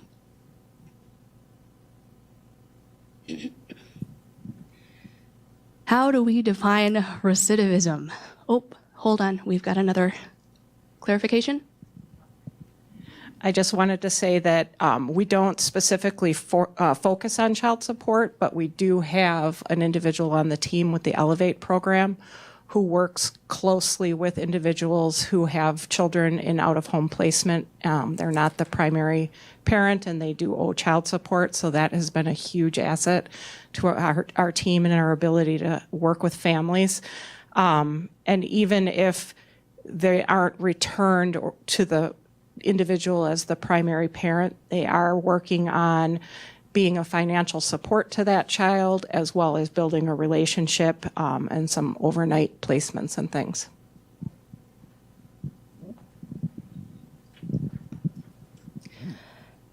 I'll be honest, recidivism is a can of worms. When I looked into it, and again, when I'm not claiming to be a subject matter expert, but when I look it up from the Department of Justice at the state of Wisconsin, they have a document that's called Framework for Defining and Measuring Recidivism. And if you look, it was posted in 2016, but it's still marked as a draft. Now, there is a more updated version from 2022, and that goes into all the different types of recidivism. So we have re-arrest recidivism, recharge recidivism, reconviction recidivism, re-incarceration recidivism, and then we talk about in-program recidivism versus out-of-program recidivism. So as you can tell, that, again, was a lot, but one of the things I want to do is defer to the state of Wisconsin. How do they define recidivism? Now, CORE has in-program recidivism, but not pre or post. So I'm only able to report on what's in the system. And for in-program recidivism, we can see the definition as the percentage of participants who have a criminal case filed for a new criminal offense with an offense date occurring between admission and discharge. Now, in that document that I referenced, as I understand it, this has been an ongoing, I guess, discussion at the state level for a long time of what exactly is recidivism. But as I understand it, there is a starting point that everybody agrees on, and they look at they decide what group of people they're going to look at, whether it's that admissions cohort or the discharge cohort.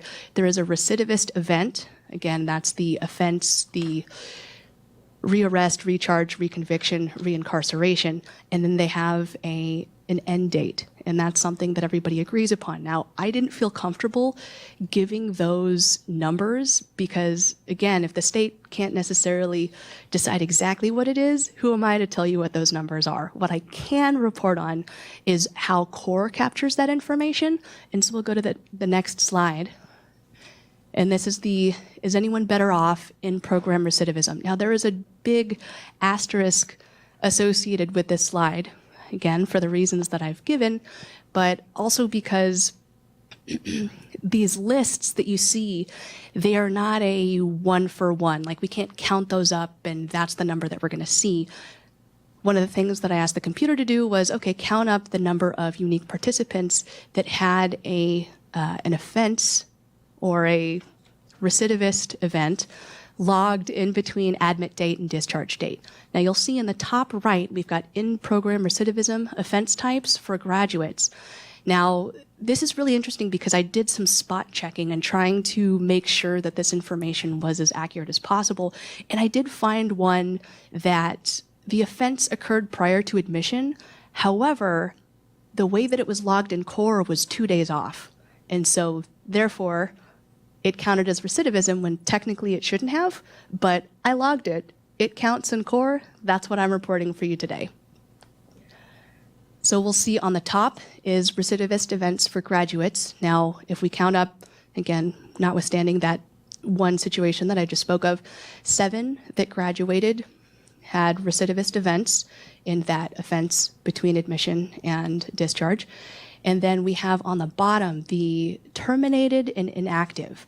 Now, these are people that started the program but were terminated, and this is a list of the in-program recidivism offenses that were logged in CORE to, again, not necessarily why they were terminated, but I just wanted to show you what information was in there, and then we can ask better follow-up questions at a future time. But they also have active. We had 3 active participants that had information logged in that data set, and you can see that on the bottom left corner.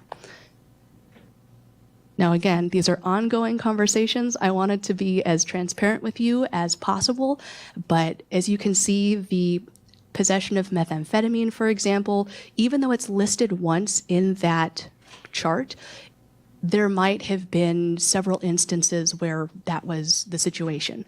But in order for this to all fit on one page and not be too overwhelming visually, I wanted to give one example of each of those options that's available for them to put into core, and also was associated with the participants that were terminated or inactive. Any clarification you want to give on that?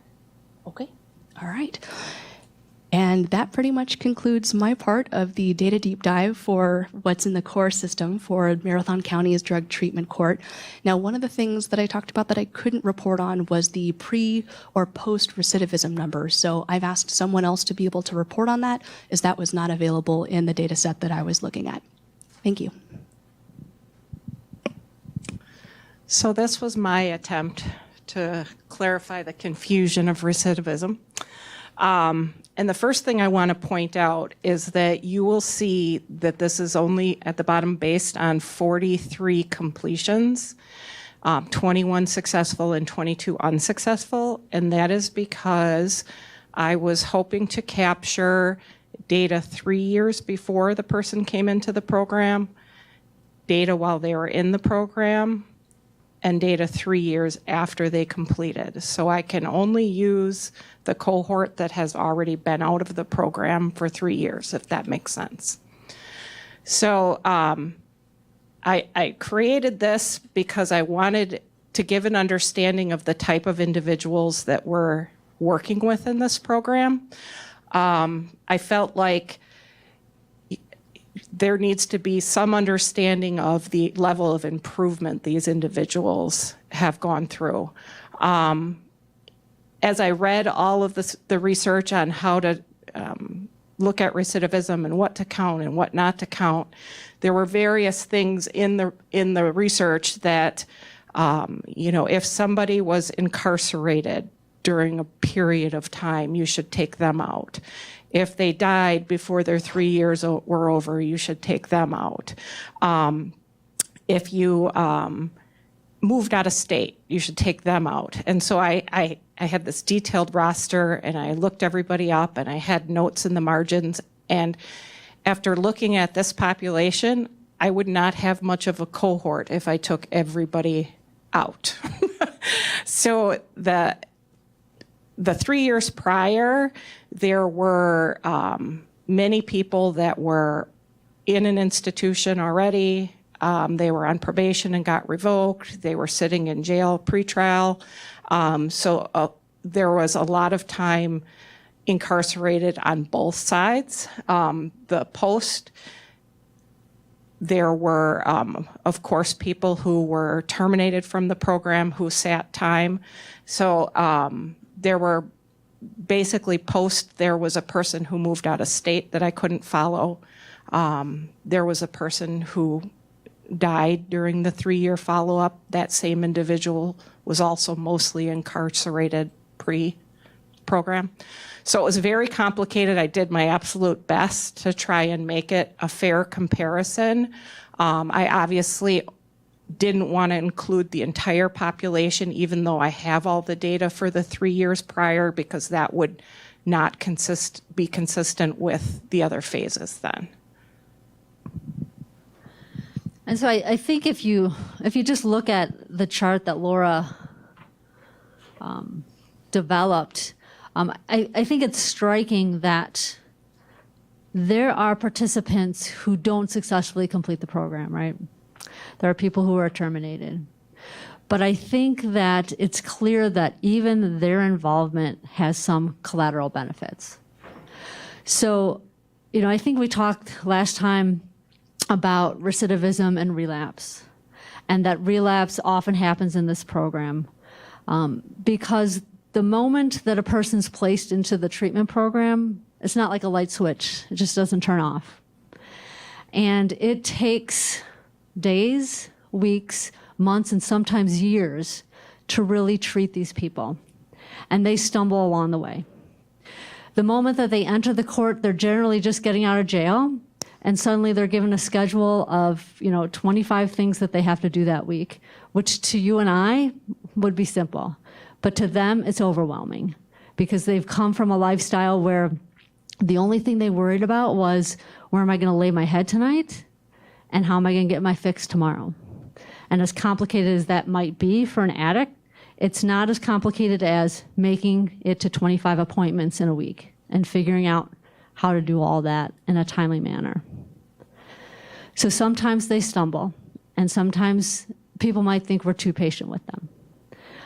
But what's interesting is, and this is all anecdotal stuff, I didn't do any charts, but living through this program with these participants, I've come to see a pattern. And that's that the first month that they're in the program, there's violation after violation after violation. When I say violation, it's, they're required to do 20 hours of community service a week, right? Well, they do 5 hours one week, they do 10 hours the next week, they do 5 hours the next week, they might do 15. It takes them weeks to figure this out. So they might have a sanction because they didn't do their community service. They might get a sanction because they forgot to day report. They have to day report first every day at the beginning for, drug testing, and they might forget. And they might get to ADDIC where they drug test at 5:05 and they close at 5 o'clock. And if you get there at 5:05, that's a violation. You didn't report on time. And if you look at, so each week we go through the participants in our meeting ahead of time, and at the end at graduation, they might have a stack this thick because it's a running list of their sanctions and their rewards, all the good things that they've done.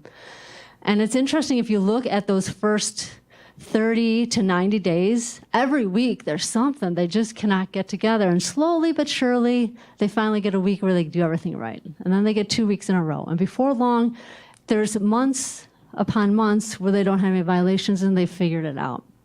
So when I looked at this chart and I thought, well, when you look at the people who were even terminated, they're still committing crimes, unfortunately, but it's not at the rate that they were 3 years prior to being in the program. There is some benefit even to those who don't succeed in the program, but to those that do succeed in the program, I think it's pretty clear that they're engaging in significant criminal conduct 3 years prior to their participation, and relatively insignificant criminal conduct. Not that criminal conduct is ever insignificant, but there is a marketed change in their behaviors. So while I appreciate, I know this was a difficult chart for Laura to do because she had to take every individual and try to figure out their history. I do think that does show that there is benefit, that we are better off for having this in our county, not only for the participants, but for their families, but also for our citizens. So that wraps up, I think, all our charts, and we can open up to any questions if you guys have any. Okay, so let's do this. I'll entertain a few questions for either Judge O'Neill or Michael or the others that presented. But it's a lot of information. We had it in advance, but you learned a lot more about what's behind the data, especially from hearing from Michael today present on that. And you also heard some of the caveats too that were presented. So my inclination is to have a few questions, and then I'd like you to take back what you learned from today and ask if these folks would come again next time to answer any questions you have going into the budget process this year, which is going to be on the 12th, it sounds like, which is the same day as our next meeting. But we can also talk about scheduling a sooner Public Safety Committee meeting. So I'll open it up to questions. Do we have any questions? Yes, Supervisor Hoppe. It's really not a question. I just want to thank you for all the work you did. The information was very helpful, and I appreciate it a lot. It helped me better understand the whole program. Thanks. Other questions? Supervisor Wilhelm. I have a couple, but the OWI court, you gave us what the budget was for the year. Now I was curious because we have 2 people that are going through OWI court, and what was spent for the year was quite a bit so far. I was just curious what the expense was for that. Sure. So I think this is an area, and I can get more information. I'll ask Laura to talk through a couple of pieces, but the OWI court, generally speaking, one of your big expenses, a lot of them are sunk expenses, like the rent that we pay for the apartment that historically we referred to as the OWI court apartments, but kind of as is on the screen, I think it makes more sense, and when we budget, and you see it in the budget presentation for 2025, they really, the lines between them aren't as stark as perhaps we would have otherwise conveyed to you through budgets.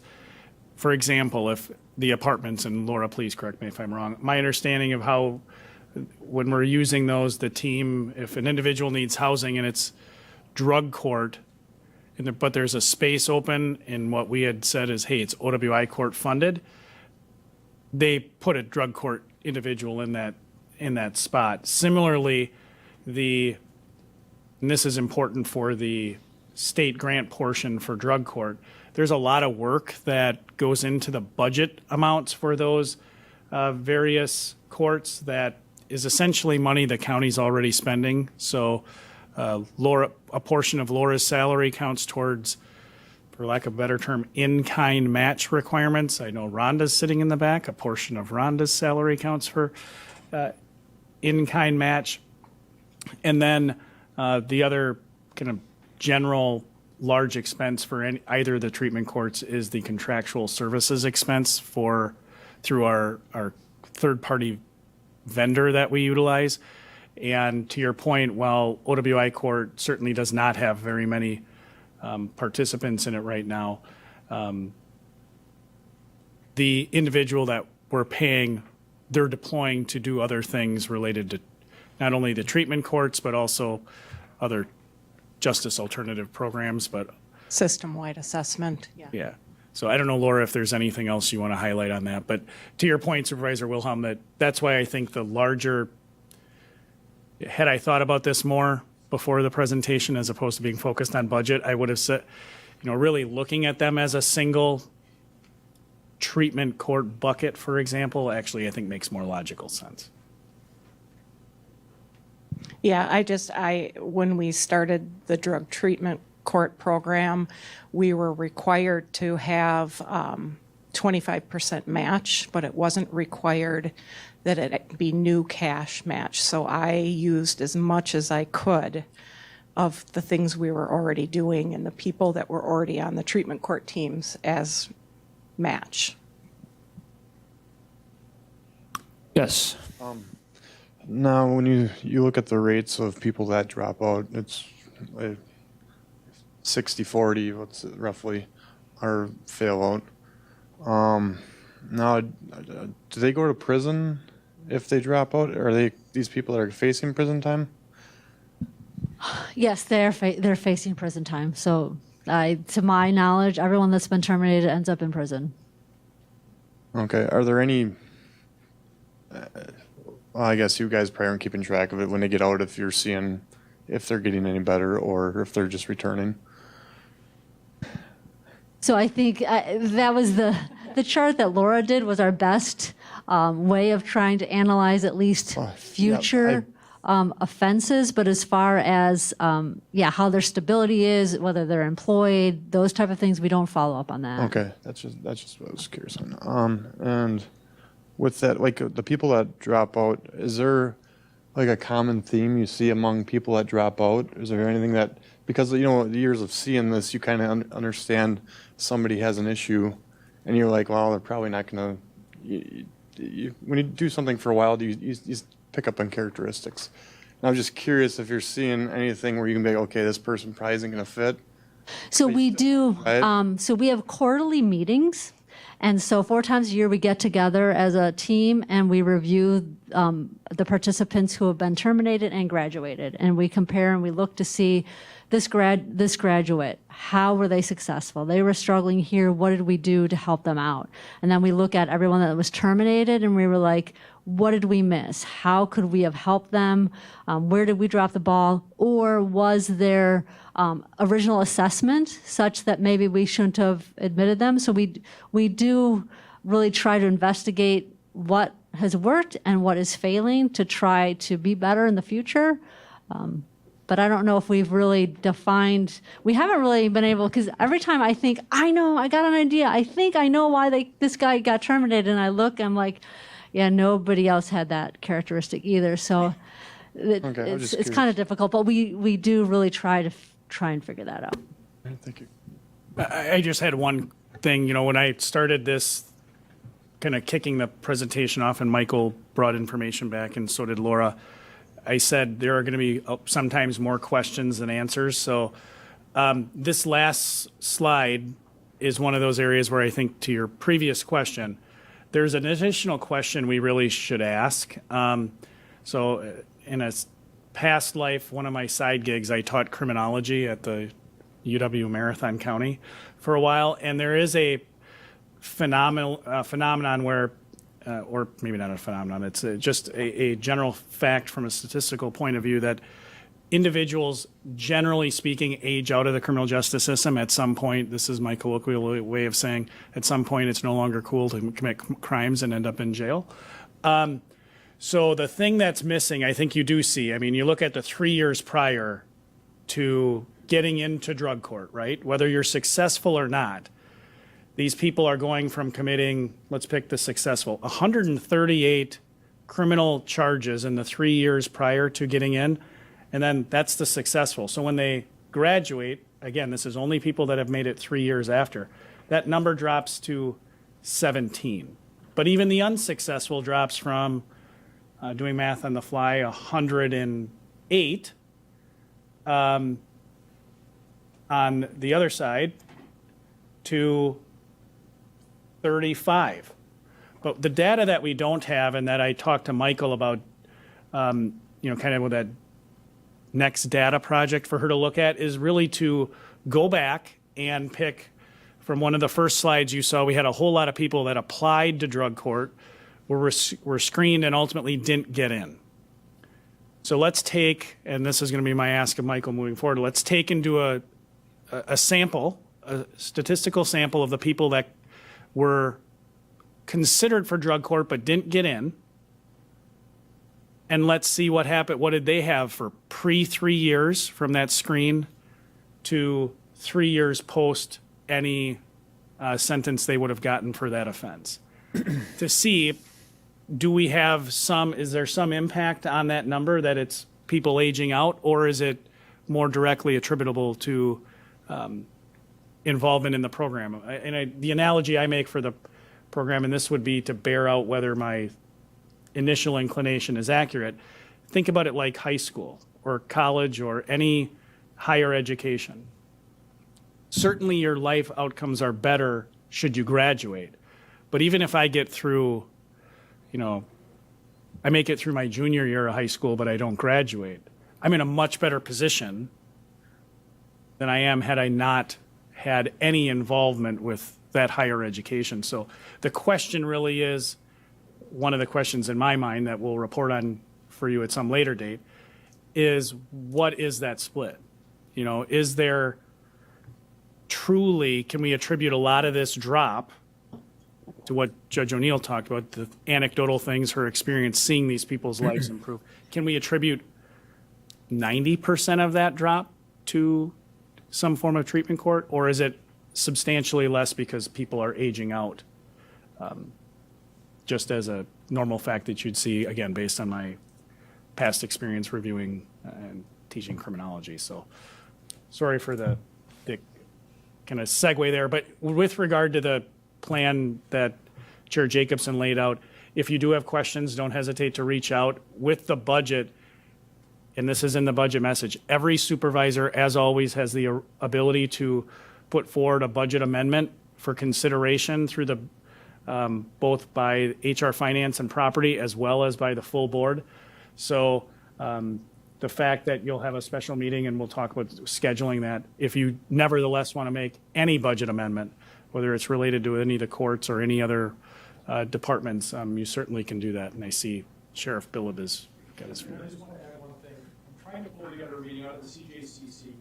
We had agreed that there would be some of us department heads that would meet with Laura in order effort to come up with what data is important to us.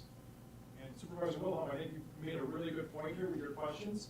There's data that's important to you. There's things that you would want to know. And I'm going to take the questions you asked, go back and rewind, and I'm going to see what we can do about, maybe they can't get a second.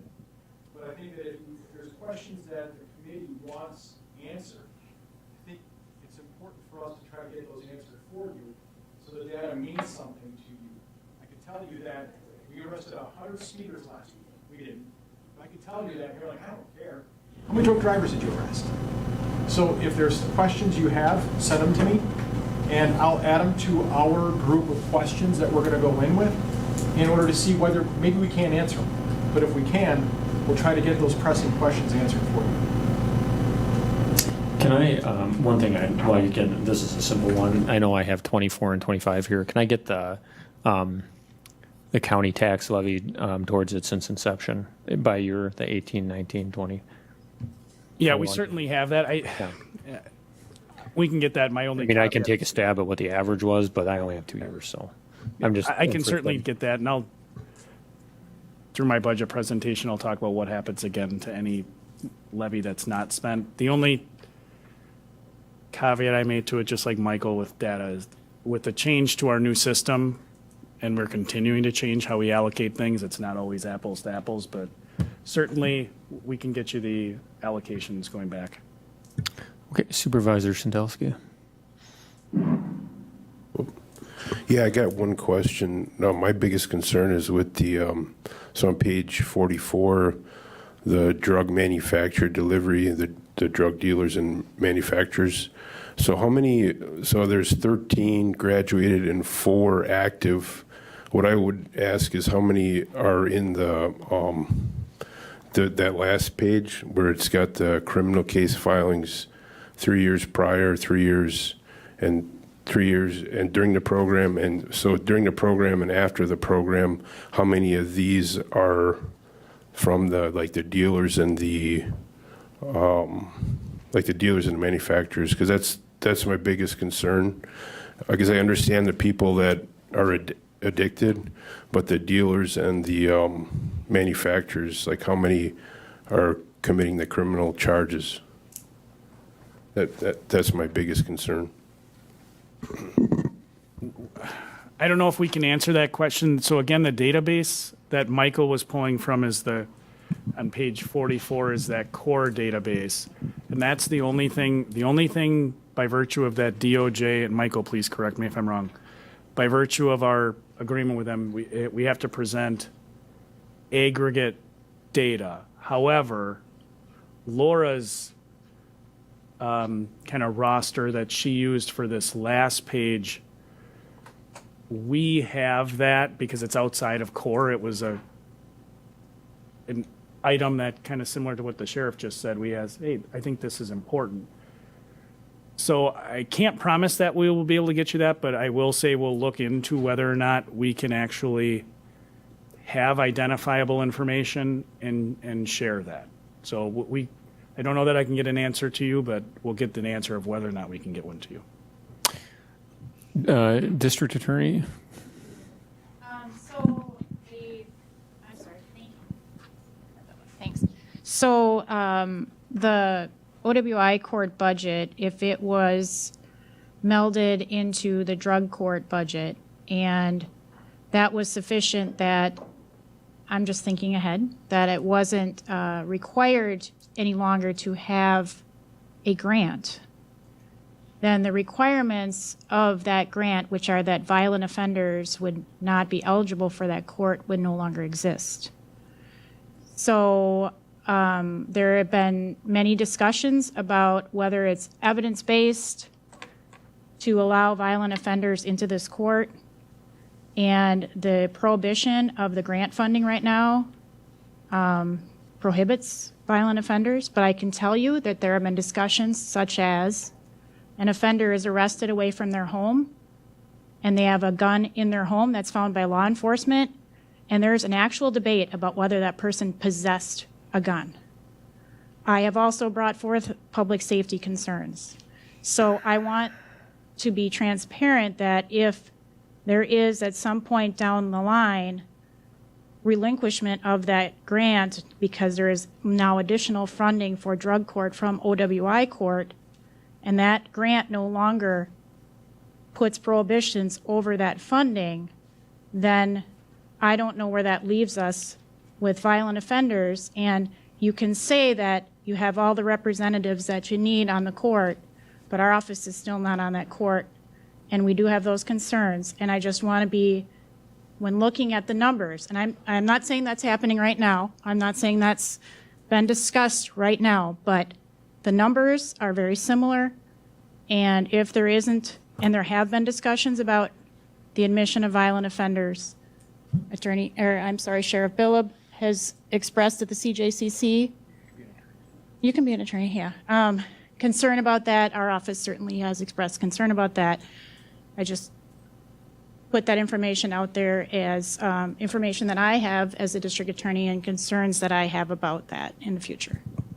So I totally agree. That certainly wasn't the intent in grouping them. Sure. And I understand. And just to follow up, Supervisor Sandelsky spoke with me. I know he met with the sheriff, and I thought he had a really great idea relative to kind of some of the issues that DA Whetstone just raised and other issues. Really the idea that we set up by virtue of our treatment courts a standard practice, just how the judge referenced that the team gets together on a quarterly basis, kind of augment that with that on a frequent basis. And I don't know what the right dosage is, if it's quarterly or if it's semi-annually, what have you, but the kind of department heads and leaders of the justice system. So the district attorney, the sheriff, the judge representative for treatment courts, the public defender, perhaps administration,